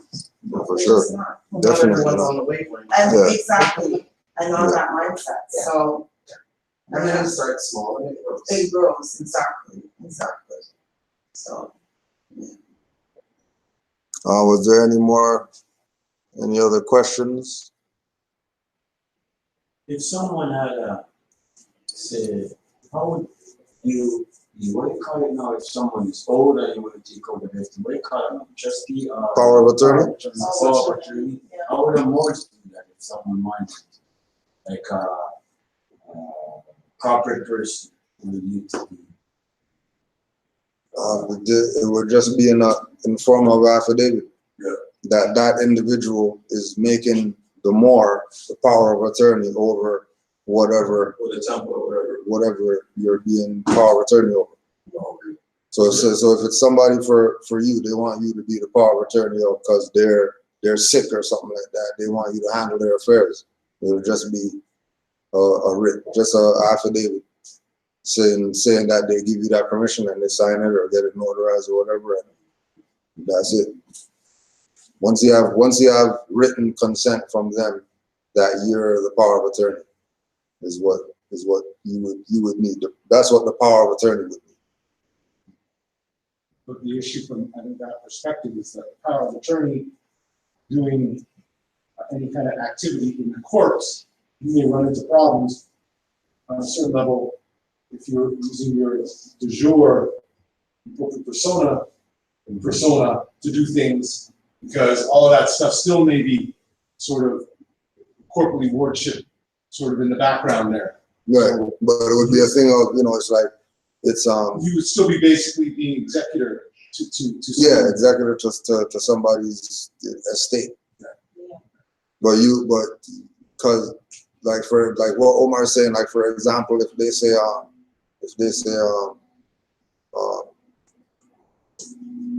go to the account and take out something, and you have to go to the teller to go do it, they might want to see ID that's corporate whatever ID.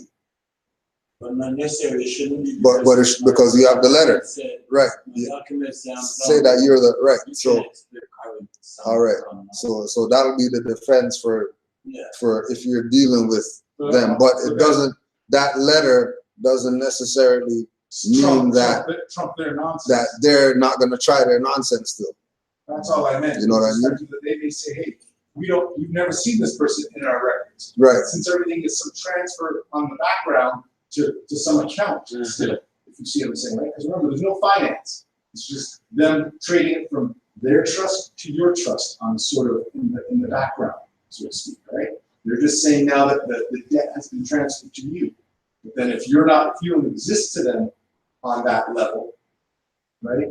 Then they can't transfer it to you from their corporate thing.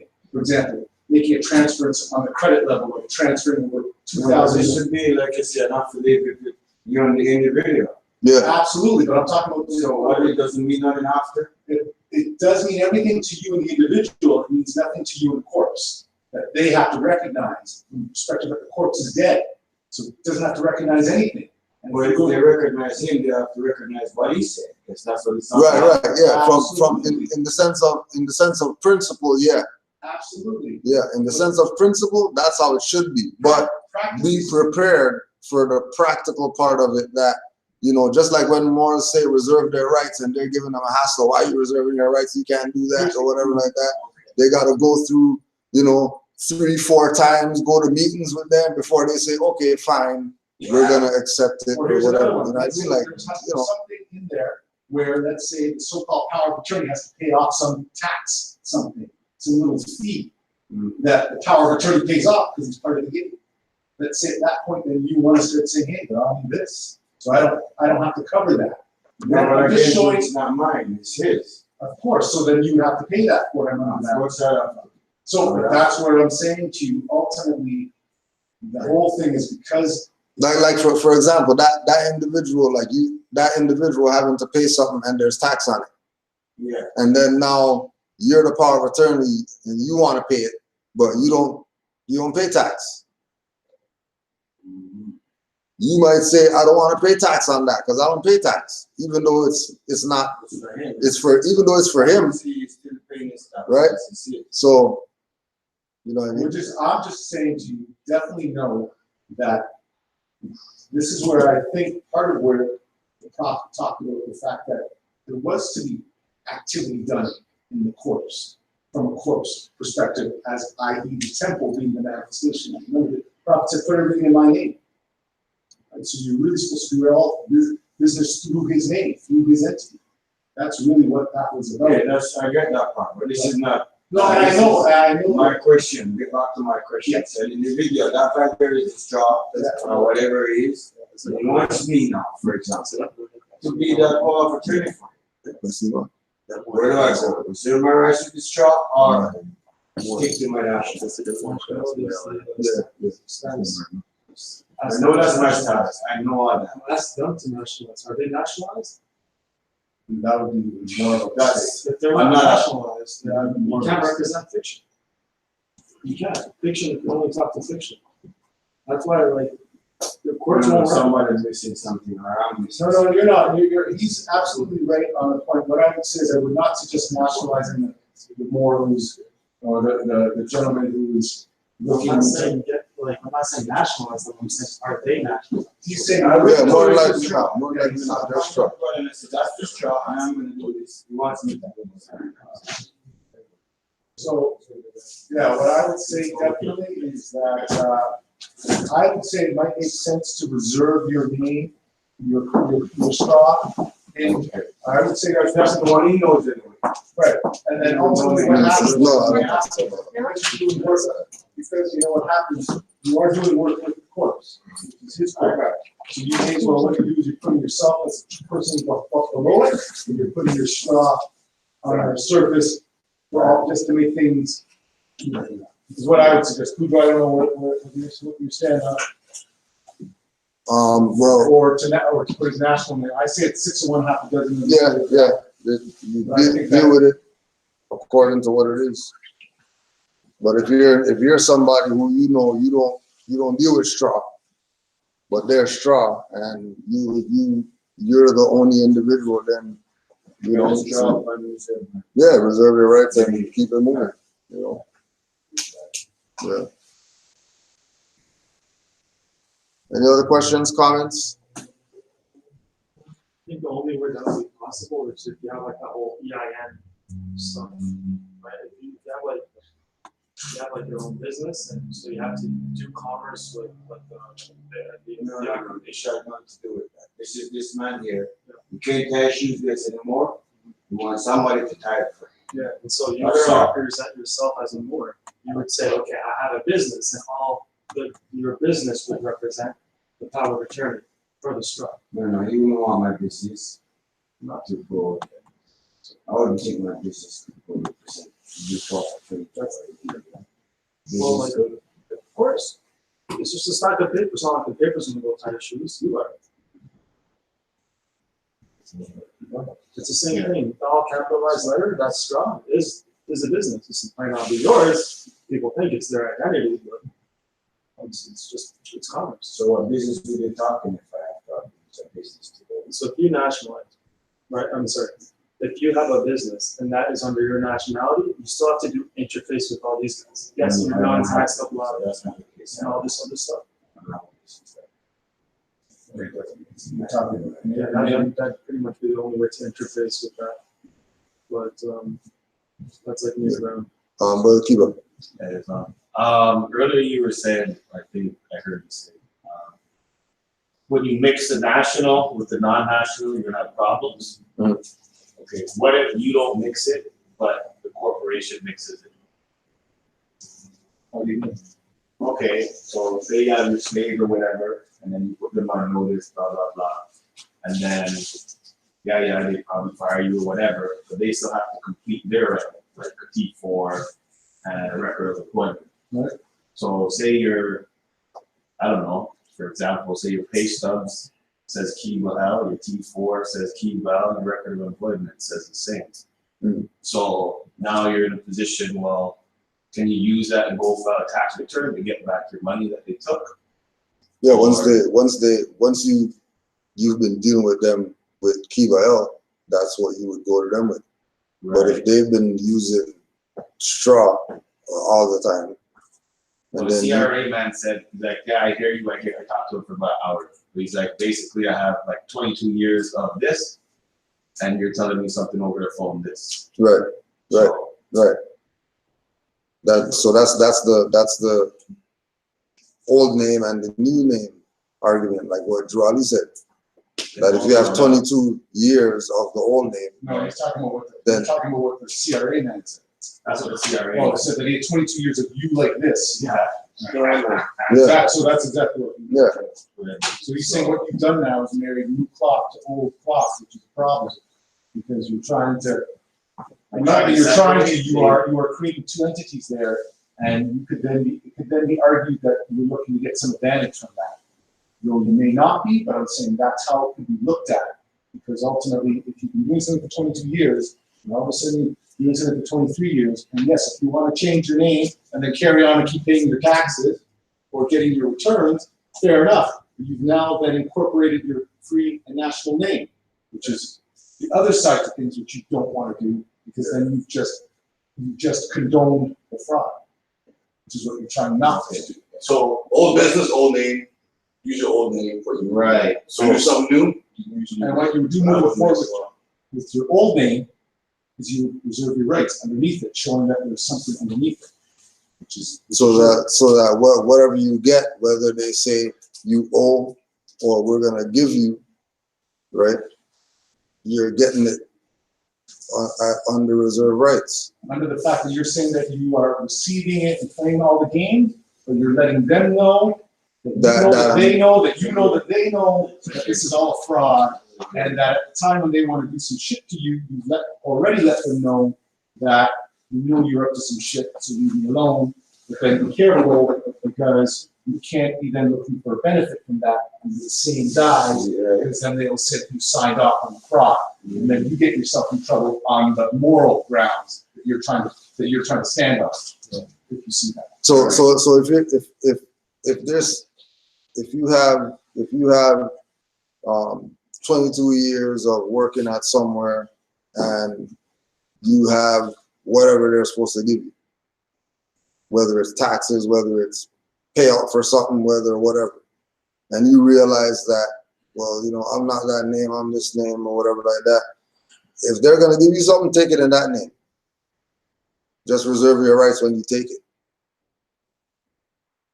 Okay, so when you proclaim and stuff, are you not supposed to give them notice of such? Yeah, but the notice that you give to, the notice that you give to them doesn't because of them exercising color so long. The notice you given to them doesn't mean they're just gonna take your notice as what you say in the notice. But what if they did? Yeah, if they did, then they would just change everything They would change all the names, they would change all the whatever, and then everything would be in so that here's a name. question for you. When you get your checks, is it all capitalized? Whether the capitalized or No, but I'm not, saying once to you, they have it in free national. No, but what I'm saying to you is people can go down right now and change their names legally. Yeah, we're going that route. Yeah. No, but I'm saying that that's technically what they could be doing. They could be coming on the stance that this man now wants to be addressed as this, but still ultimately behind the scenes accessing that. And we've already had this discussion that the issue is you don't want to start marrying your Aboriginal Indigenous name to the corporate nonsense. Because ultimately, at the end of the day, you're going to start getting yourself into trouble on a certain level, unless you're wanting to say, okay, I'm gonna sign off on everything you want me to do, which is fair enough, right?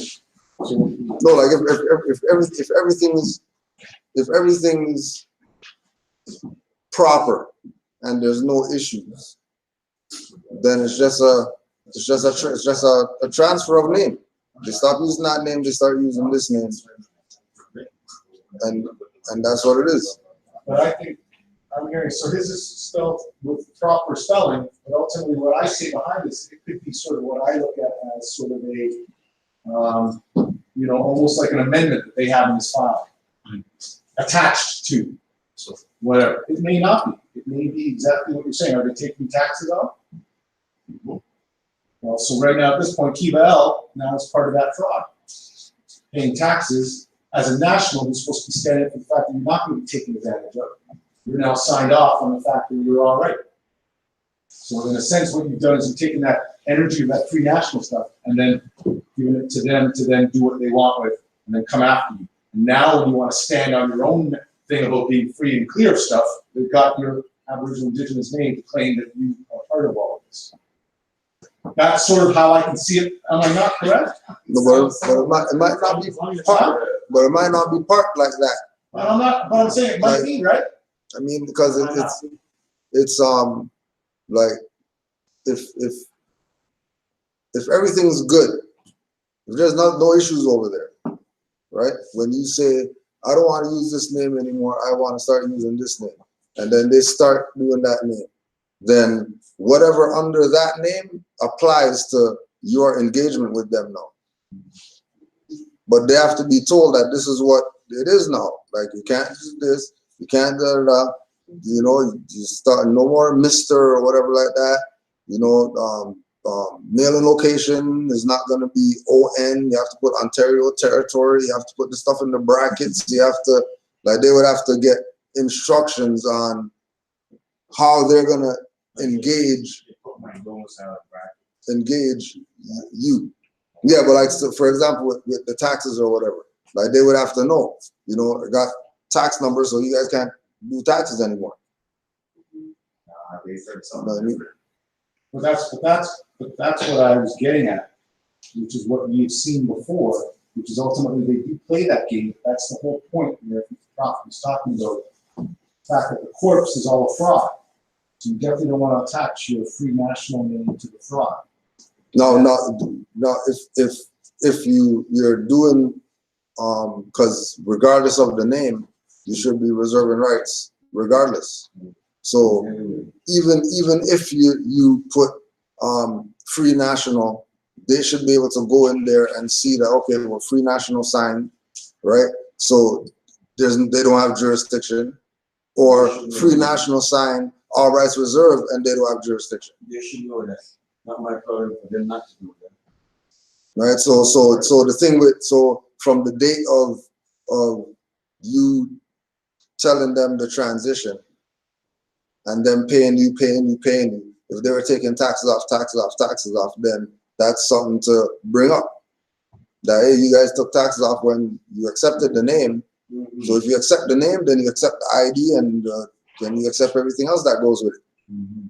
which is Aboriginal, Indigenous, no tax, no Black History Month, no whatever else, no Christmas, no none of that stuff. You guys just transfer the name and just pay me out my pecuniary wages, because you can't say income either way if you're dealing with them or whatever. And then the problem behind that is that you've understood this, that since you're the one paying for their shit, their stuff, if you're not willing to play the game with them, which is sort of this weird handoff game where you're really creating the energy, but they're sucking up some of it and giving you, the little currency, then they'll just find someone else who's willing to make what you make minus the taxes, so to speak. So that's where we caution people about going down that fight, which we know is correct, but may end up in you not continuing to be employed by these people, which was a good gig sort of to begin with. And now I'm sort of stuck because I'm trying to force them because I want my 15 G's that they take off me per year. And they're like, oh, we'll just find this guy next to us who will pay 15. Yeah, the next guy brings it, he might pay 30. Right. Standing on exactly what you're saying, but just that's where I think it is. It's about the lawyer. It's about the energy that comes around your free national name and what that has to represent. If not, then what you're doing is you're selling the free national name, which is your one life preserver in all of this mess, on that integrity level, right? So you can't. So it's sort of hard for you to be signing off on the fraud with your free national name. Sign off on it with your corporate. But signing off on your free national is only going to lead to problems of them trying to say that the free national name isn't being kept in its place, right? Which is what Kudo said. If that's the case, then you're not taking any money off of me. You're dressing me like this. You're not doing this. You're not doing that. All that kind of stuff, right? Which is things that you might go to engage them, and they'll be like, "Oh, yeah, okay, fine, no problem, whatever," and they'll just go with it, and then it won't be an issue. You know what I mean? But we know that being that they're colored, being that they're corporate, and us coming from a national or indigenous perspective, that there's they lose a lot in dealing with us. You know what I mean? They might be getting our energy. They might be getting that if we're contracting with them as free nationals. And then, now this comes into more prevalence. You were saying you're talking to the so-called CRA man, and what was he saying was the issue? He was now saying that I agree with everything I was saying. Which is what specifically? That you're who you are, right, and that you shouldn't be paying anything? Right. Okay. He's like, but my problem is I have 22 years of history with this name. Right. Basically saying you have 5 minutes or an hour compared to 22 years. Right. But then again, it goes back to that thing of UN declarations. You have a right to change any time. Correct. So whether I have 22 years or whatever, the time that I decide to change, that's what you're dealing with now. You're not dealing with. What I gathered from him was he was saying that it can't be done on the phone call. Yeah. You done it right, man. You should write it. Yeah. You should write it. That's like kind of Okay. patient, never hung up. Like usually like, oh yeah, okay, yeah. Or what you want to hold and then it goes click. Like, you actually They do respond in writing sometimes. Sometimes they respond. Sometimes things will disappear. Like, they'll say, oh, you do a tax return, somebody stole a bit of money, right? Sometimes, and maybe they won't send you that this year. If you owe $1,000 on your tax return, they have your stuff in writing. You've asked them to answer questions, and they don't. I have seen experience this year, right? Yeah. And then all of a sudden, it was better stop. So I'll just do it in writing. You better keep a paper trail, right? You photocopy it like you used to do, right? Mm. Certified mail it. You get a number. You stick it on the paper. You photocopy so you have the record. So you always say, "Look, I wrote you guys a letter. I know you guys received it. They sent a certified mail with this number, which is on this paper." You can't say you didn't receive it, because if I go in and kind of post and check this track number in, it says that you guys received and signed for this. So you do know what I'm talking about. I did have a conversation with you. You did receive this letter. You didn't respond to it, or you did respond to it. So they try to say down the road that something is amiss. You say, well, nothing's amiss because the proof is right here. Sort of thing. So has anyone had dealings with the CRA? Yeah. Every year, I send all the paperwork to them, and they just don't respond. I get my tax certificate that Sunday, they do this much, and every year I send them information. That's all. Last year they sent someone to my door, and I wasn't there. And then I sent them a letter. I said, "No, I never sent someone to my door. I thought you might trespass." So we'll see what happens. So I've had similar situations as that. So there was a time period where we first encountered the executive letter. This was like, what, 5 years ago or so, and then we were really getting into it, right? So I sent them one in response to, it was either in response to like a regular tax notice or just because I wanted to send it to them. And they sent me a letter back in my Christian name, but all lowercase, which they never do, right? They never address anybody in anything but your full capital letter case name, right? Any government official never sent anything. But they sent it back to me in my Christian name still, which I asked them not to do, but all lowercase. So I was like, shoot, do I open this? No. I said, don't send them my Christian, send them my national name. They didn't, but they sent it to me in my lowercase name. So I said, okay, well, you know, they're trying to kind of compromise you, right? I said not to open it. I wish I did though. I said not to open it, and I was reading. I kind of put out to like to see what it said, right? That way you know this way I opened it, and I kind of get excited what they said. And they said they were very cordial, and they said, you know, I basically asked them to say, I want you to write my employer and tell him not to do the tax return anymore. They said, oh, you know, we'd like to do that. You know, we're not supposed to do that. You know, you understand what it is that you're saying. We'd like to help you, but you know, all employers are required to this and that. So they didn't say no. They just said why it was an unusual request, basically. So I sent a letter back to them saying you're addressed to the wrong person because they had, or whatever. I kind of wish I kept it open, right? But anyway, I sent it back to them, and within the letter, a follow-up letter. They didn't receive anything, right? That was a few years ago, 4 or 5 years ago. So I always get a little bit nervous around this time of year because I'm always kind of feel like I got to look over my shoulder, right? You know, this is part of the game, right? Especially when you are always saying about paperwork. And that's you're never really sure what they might do. People getting kidnapped, people getting this thing. You don't really know, right? So anyway, over the years, I have not filed any taxes. And if I have filed them, I've always filed them with a follow-up letter saying, you're forcing me to file this. I don't want to file this. What I want is the money back that you took from me because you should be taxing me. And what's happened is that I receive, usually if I file, I receive a notice saying, I receive either nothing or receive a notice saying, oh, thank you for filing, but you still owe $1,000. You know, sometimes you file taxes that you haven't, depending on what you do, you haven't paid your certain tax back, right? So you're supposed to get all of it back, or you're supposed to pay a little bit more, especially if your income changes, right, over a year. So sometimes you owe a bit more, you owe $60 more, or you see that you owe, you know, if you have a student debt, maybe you owe $100 more. So I received some of those notices, and then I write them a letter. And in the letter I say, I usually use, you know, the House of Commons has minutes recorded where they talk about openly that kind of have the Constitution, right? It's on this little book that it's in the temple. And then usually I use that and say, look, you know, I know you guys don't have a Constitution. You know, I know you guys, if you don't have a Constitution, you're not confederated, there's no such a government. Who is giving authority for you guys to deduct taxes? I'm polite. I just say, you know, I'd like to know where my money is going. Because according to you, you're not confederated. You're not a government. So I'd like to know what my money is being used for. Is it being used to pay off the Federal Reserve? Is it being used for this and that? What it's being used for? I don't usually get a response, but as soon as in the letter, the last few years, they stopped sending those right away, right? But they've changed their commissioners over the last couple of years. They didn't change them. They keep changing them, right? Yeah, because trust me, it's the Ritz. Trust me. It's the Ritz. I think it's the Ritz. Because there was a time we were saying a lot of stuff, and they're all not to change things. But anyway, they change them. Every single time they change a commissioner, I send in a letter, right? Same thing happens. I file tax, they send me a notice saying, oh, we see it in the file for a few years ago. We see it in the file that year. And this year you owe a little bit of money. So what do?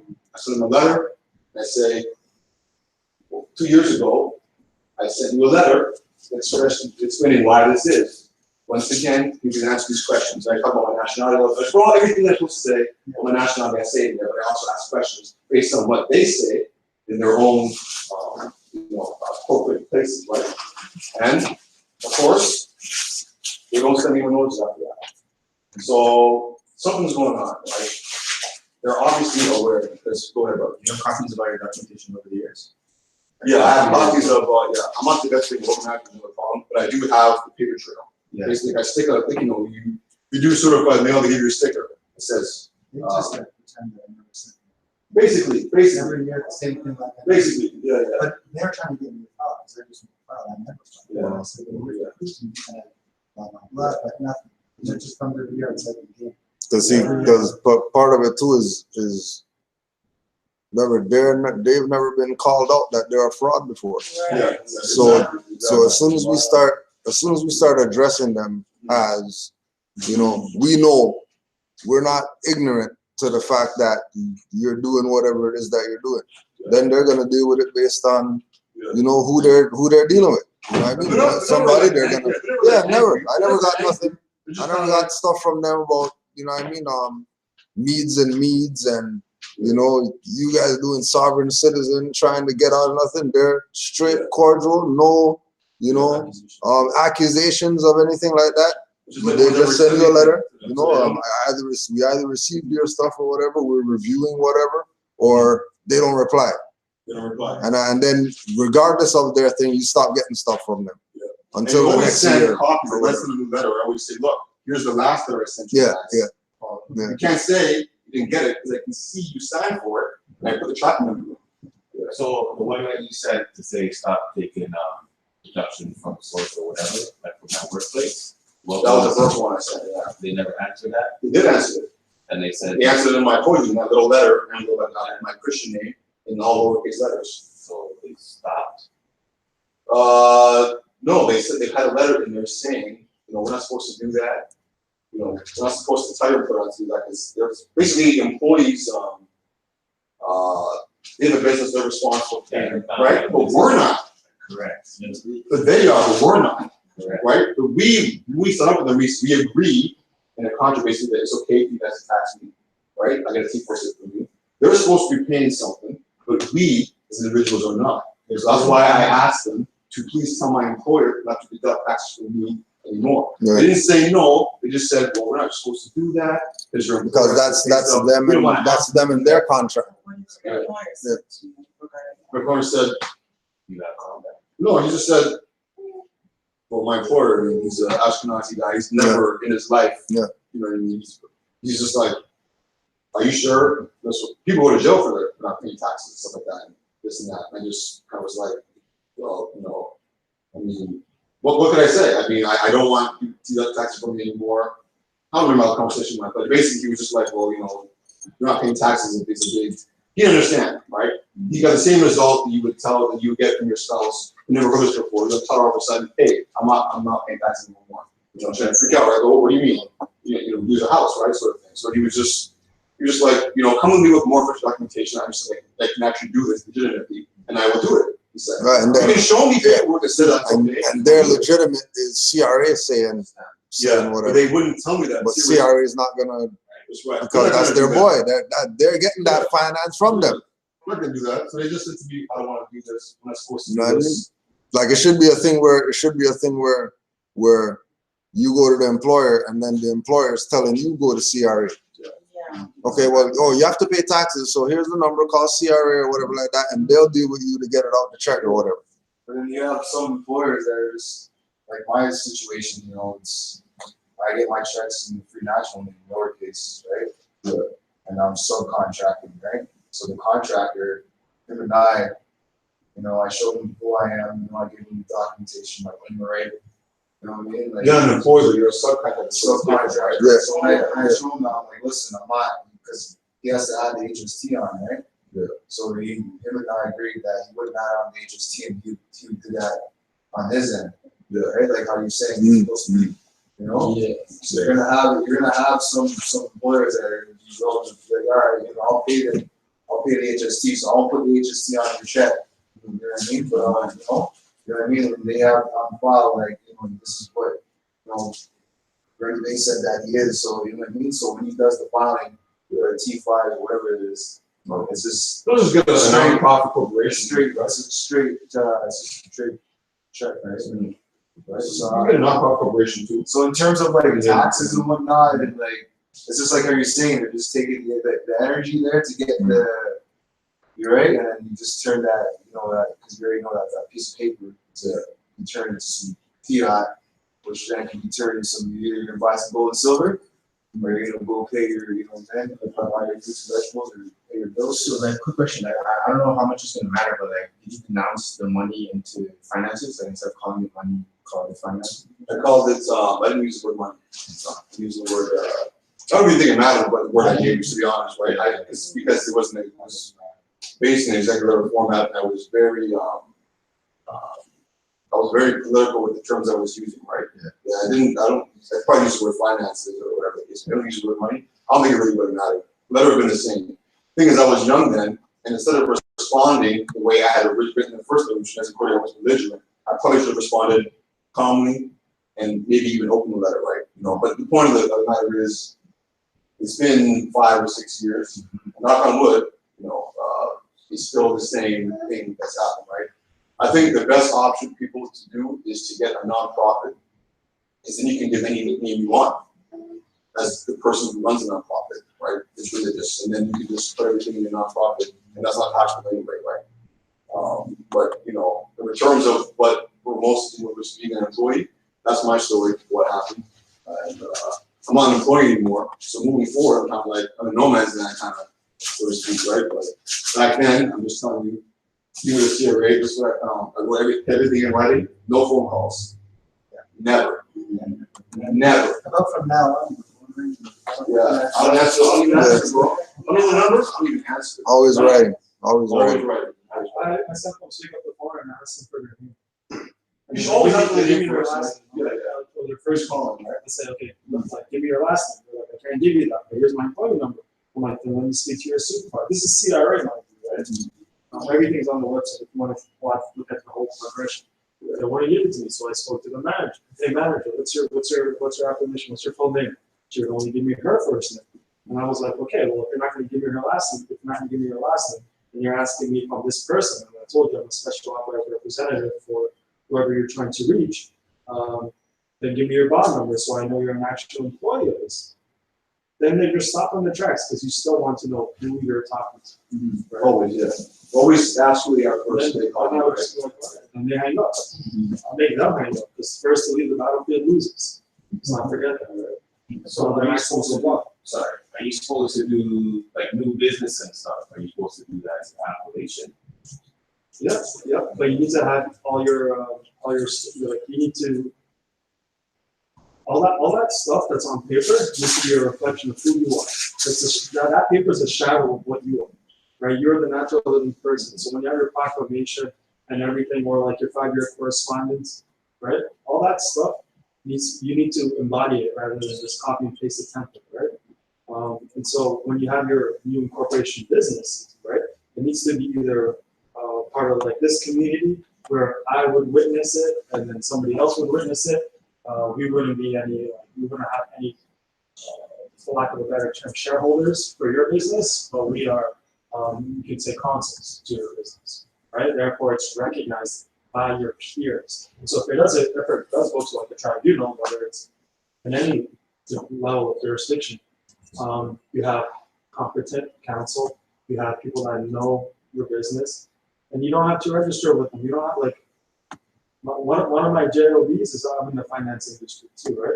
So when we're talking about power of attorneys or wills or incorporating businesses, like that was all me, right? From like sole proprietorship to you name it, right? So I know how that system, logistics from that area. And so I'm thinking back at the contracts and I'm like, okay, I'm going to substitute this word for this word, this word for this word, and the whole thing goes from like power of attorney to could be, I don't know, I haven't thought about it, but power of attorney or something like that, right? And then attorney, you come into the battlefield and you leave, as we all know, that's what an attorney does. They leave you that one, right? Even though physically they're still there. So we have to change that, right? So when it comes to like making our own businesses, it still has to be part of our politics, our civic, divine national roots. So say you get a new JOB, you do start that? Here's the thing, man. Remember, the department was around 1905. 90% of people are self-employed, right? He wasn't even with employees most of the time. This is the thing about it. There were no employees per se. There are today. There was no CRA today. That's something after. Yeah. So new business, new name. You go into your own business, you use your own name because you can, right? They don't need to have records of it. They don't need your SIM card, right? They don't need your this or that because you're an employee, but it's your own new business. You don't need that stuff, right? You don't need a SIM card to register a business necessarily. So what I'm saying is, as an employee, I think the rules are different. Because he wasn't dealing with employees at that time. Most people weren't employees, most people were self-employed.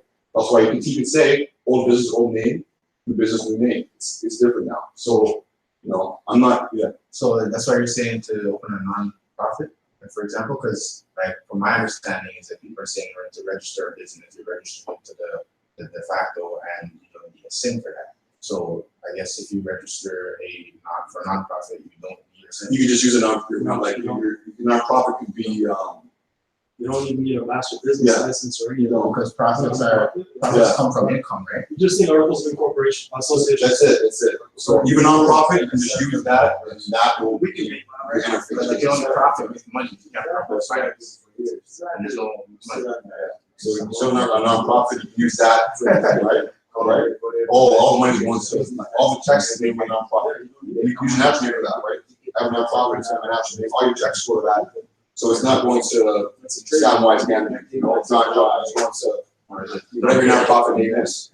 And then, but you're the one. And you can't open a bank account in your national name with Morse Carl Dynasty. Yeah. I'm a banker. I was looking into that too. They all have, those are all interest accounts. They all accumulate part. Yeah, I don't know that much about it, maybe you do, but I do know that you can open a bank account in your national card. I tried and they told me no. Yeah, I've seen them, you might get mad at who you get, but they can also tell you yes. Because they're not supposed to use a SIM card for that, right? The SIM card is supposed to be an ID. Right? And that was because it says not for ID, but they try to ask Card, it's not a card. It's that you're not a Canadian citizen. That's what they're saying. you don't have to be Canadian citizen. It's because they don't want to pay the taxes on the interest. People with study permits, all Yeah. this. That's found one very good Muslim. We know that. Yeah, but majority of them get it because they have corporate identification. Majority of people. Because cannabis is a company. Stock process and the stock.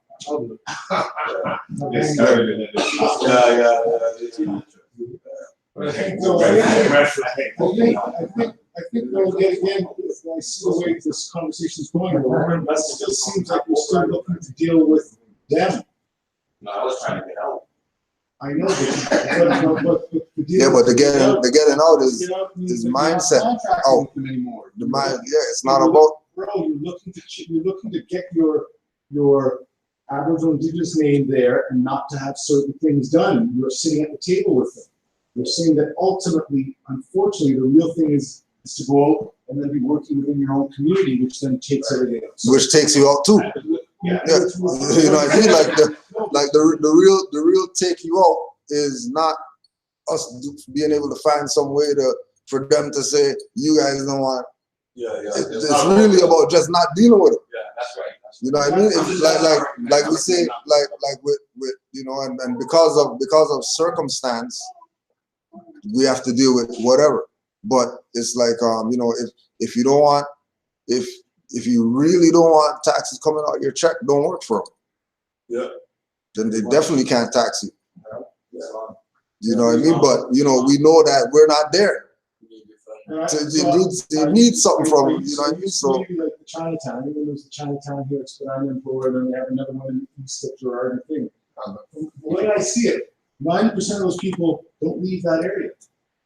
They do all of their stuff in that area. And what happens is, like I told you, they create their own economic base, they have their own land, they have their own area, they have their own NPP. They know how to do that. That's how you go to Bangladesh, so to speak, or Bangladesh or whatever. That's what they've done. Oh, Brampton on. What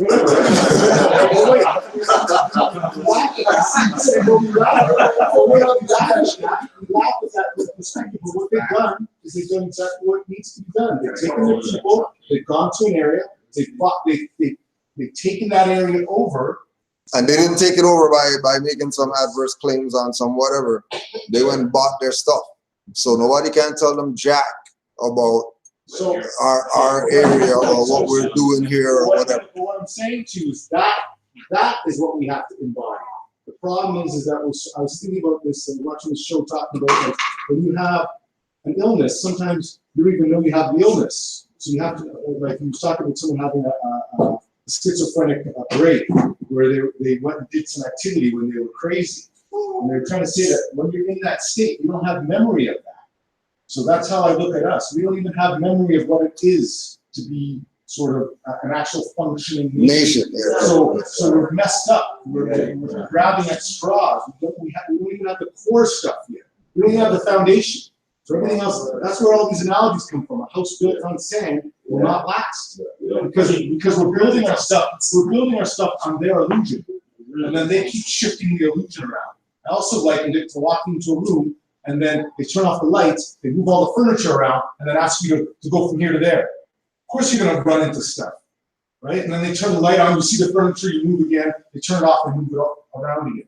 We have to start looking at ourselves like that, in terms of from a perspective of we have to come together and work within ourselves, and then once we get that power within ourselves as a sort of core, then we can sort of attack them. Right now, like everyone's saying, you're gonna get these little dribs and drabs, but ultimately, the sort of the core effect of us moving forward will not be realized because we're not moving ahead as a core.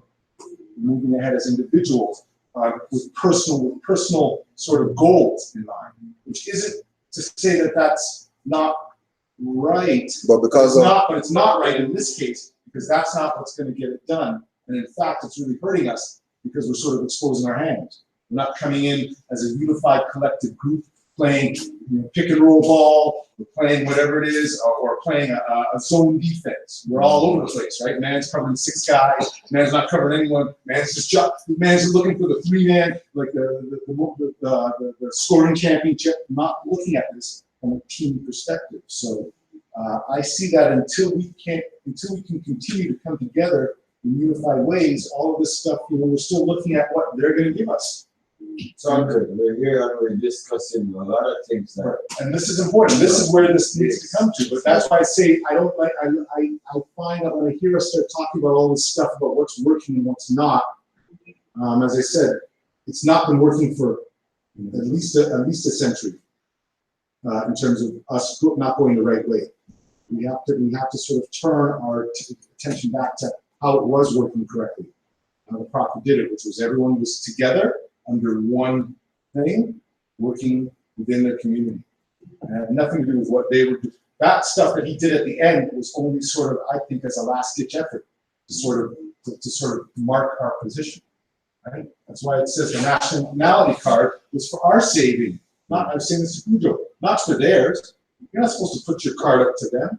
That's for you to know that you're immortal. The card has nothing to do with that. That's why I also said the card's going to change in your pocket.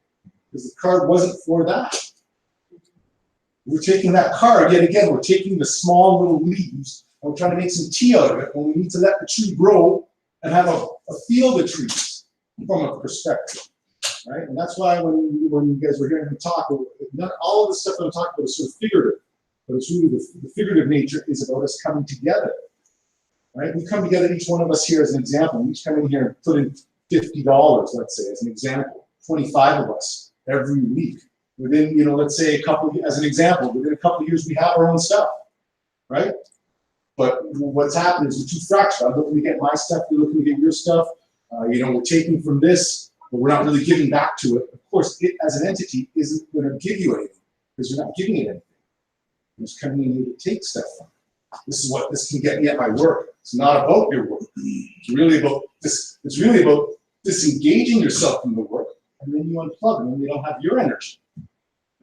How does that happen? Right? I'm on the slave, Joe's on the slave on Monday, but that to me is where we have to start looking at this. Right? So, I was gonna say that there's exactly what you're talking about. There's actually communities that are doing it. It's like good versus evil. Like I was watching Leah Remanding, that actress that blind Church of Scientology, and expose them with a show. And I didn't know just from watching the episode that the Church of Scientology took over a community in Florida, bought out all of the commercial real estate in that area, and basically drove out a lot of the people living there because the mayor was against what they were doing and the community was against what they were doing. But they went straight all the way up to, I think it was like the Supreme Court or something, that they basically bulldozed their way to take over that community. And it was all because they wanted to own and control it. And now the actual amount of value of what they own in that city in Florida, it's estimated around $1 billion, like up towards $1 billion. So it's like, how collectively as Moors want to do it, like you don't want, the way that they do about things and the things that I've heard about Scientology is just disgusting. But why did they get railroaded and not able to be stopped? They're still in Toronto. They've been there for years. Yeah. I don't get how they are around and they've flourished and they're making billions of dollars when something like what you're doing here. Yeah, because once you're not dealing with truth, you're gonna get your support. Right. Once you're dealing with illusion and you're dealing with keep people in servitude, you're dealing with de facto, you're dealing with color, you're gonna get your benefit. Right. Like we know the black guys that we can go get $2 million grant or whatever, but we're gonna have to be black. We're not doing that. Right. We're not gonna be the African came over and slaves to get some grant finance. Privilege. Like it's counterproductive for us. Right. Just to make it do that. Yeah. Better we struggle doing what we're doing right now. We'll feel better about it. Yeah, like the mayor in that city was totally against it. Yeah. And the Church of Self-autonomy just ripped him to shreds his just is who he was, and like he didn't end up getting reelected because of the smear campaign and all the nonsense they came up with, which were lies about the guy. Yeah. So So Cujo Omar, like I was saying, everything starts at home. So I want to finish what we were dealing with when we had our last meeting. Getting the home right, so we can start generating a little bit of finance. So everything I know, Omar, everything you're saying is right about what we're doing, kind of showing up. But for all of us who showed up the last 2 meetings in a row, this is what we're dealing with, and we should finish what we start, right? So we're looking at finding out getting a quote for the basement, so we could actually get to work on it. Someone was taking names for that, right? Well, that was part of the thing that Omar was talking about with, if we have to get certain stuff done and we 25 people, but there's only 15 people, then those 5 people who had a job that aren't here. So we can't. They're not here. What are we gonna do? You know what I mean? But I mean, and it's not due to malicious intent, don't want to be here or whatever, but there's stuff going, the world is revolving regardless of what our situation is. You know what I mean? Stuff is that, and which is what Omar is saying, that hey, stuff's going on out there. Well, we can be here, we can discuss meat, whatever, but until it's, everybody boots to the ground and we're doing something, to make sure that these trees grow and we have something. I mean, the more we pluck leaves off, we're gonna just have a little thing standing up there with no leaves on it. You know what I mean? Agree. I mean, from a perspective, I agree with what you're saying. From what I see moving forward from our last town hall, people are, as I said, I've been here for many generational town halls and town halls where you've been here, Haru, and then you haven't been here for a while, and then you're back, which, I'm all happy about. I think that we need to, what we could do from, let's say, this period on, let's say being a half an hour before class ends, is we can, do what we can in this period of time, and let's hope that Fortune shows up next week, right? Because Fortune was the one, I think, who said that she was going to be, is that not correct? Yeah. So we can set that off a week, and understand that, I understand this with my industry too, where not everything's going to go exactly smoothly. We do want it to go 1, 2, 3. It might go 1, 2, 3, 5. 6, 8, maybe 11, as long as we keep moving forward. So you are right. The focus is, and brother here came here to deal with, let's talk about some electrical stuff. Our two different arms of attack are getting this kitchen up and running, and then getting the downstairs somewhat sorted. It's been 1 week or 2 weeks since then. We didn't have class last week. But yeah, we should maybe, as I said, we give a bly to Fortune right now, and maybe we can contact her on the separate, see where she's at with this. I don't know, were you saying that because you and I were talking, were you saying someone's coming to give an estimate or to look at something today? No, that was basically that, just with them figuring out what it is or whatever it's supposed to be. But maybe we can get a partial, I guess, today with who's here. Yeah, with who's here. I mean, you can get some type of partial. Yeah, we'll close out and then we'll do it. No, I know, but I'm saying, remember, this was supposed to be sort of town hall. Yeah, well, that's what I'm saying. We're gonna close out and then get to that, so we can do that from now till whatever. Yeah, for another half hour, 40 minutes. Yeah. What do you all think about the GoFundMe page that we could do collectively?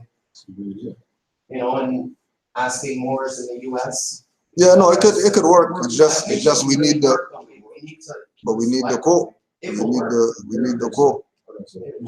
Without the quote. You can also show them before and after. I find that's more dependable than even waiting on people to show up to contribute 25. I yet again have no issue on certain levels of that. From my perspective, I just want to be very above board with having any GoFundMe page with stuff from perspective of, I think it needs to be very clear how the GoFundMe page is going to work and what it entails and how long it goes, because one of the things I don't want to fall into is any sort of malfeasance around having a GoFundMe page and then Nothing is done. Huh? But nothing is done. Well, not only that, but just funds. There's something, I just want to be very clear on that once we start going on some level where we've got some page. Yeah, people, Asking people to be putting money in. I see that being different than us in our community doing that. They're doing it on an international level or whatever it is level, and then not having all of our I's dotted and our T's crossed. And how that works out, what it entails. Is this going to be something running all the time? All that kind of stuff, because I think we also have a responsibility. I think we do have a responsibility to have this for the youth, for the offspring, and to have it as clean and as whatever as possible. So that's what my stand would be on the GoFundMe. So we'll just close out and then we'll continue on with our meeting after.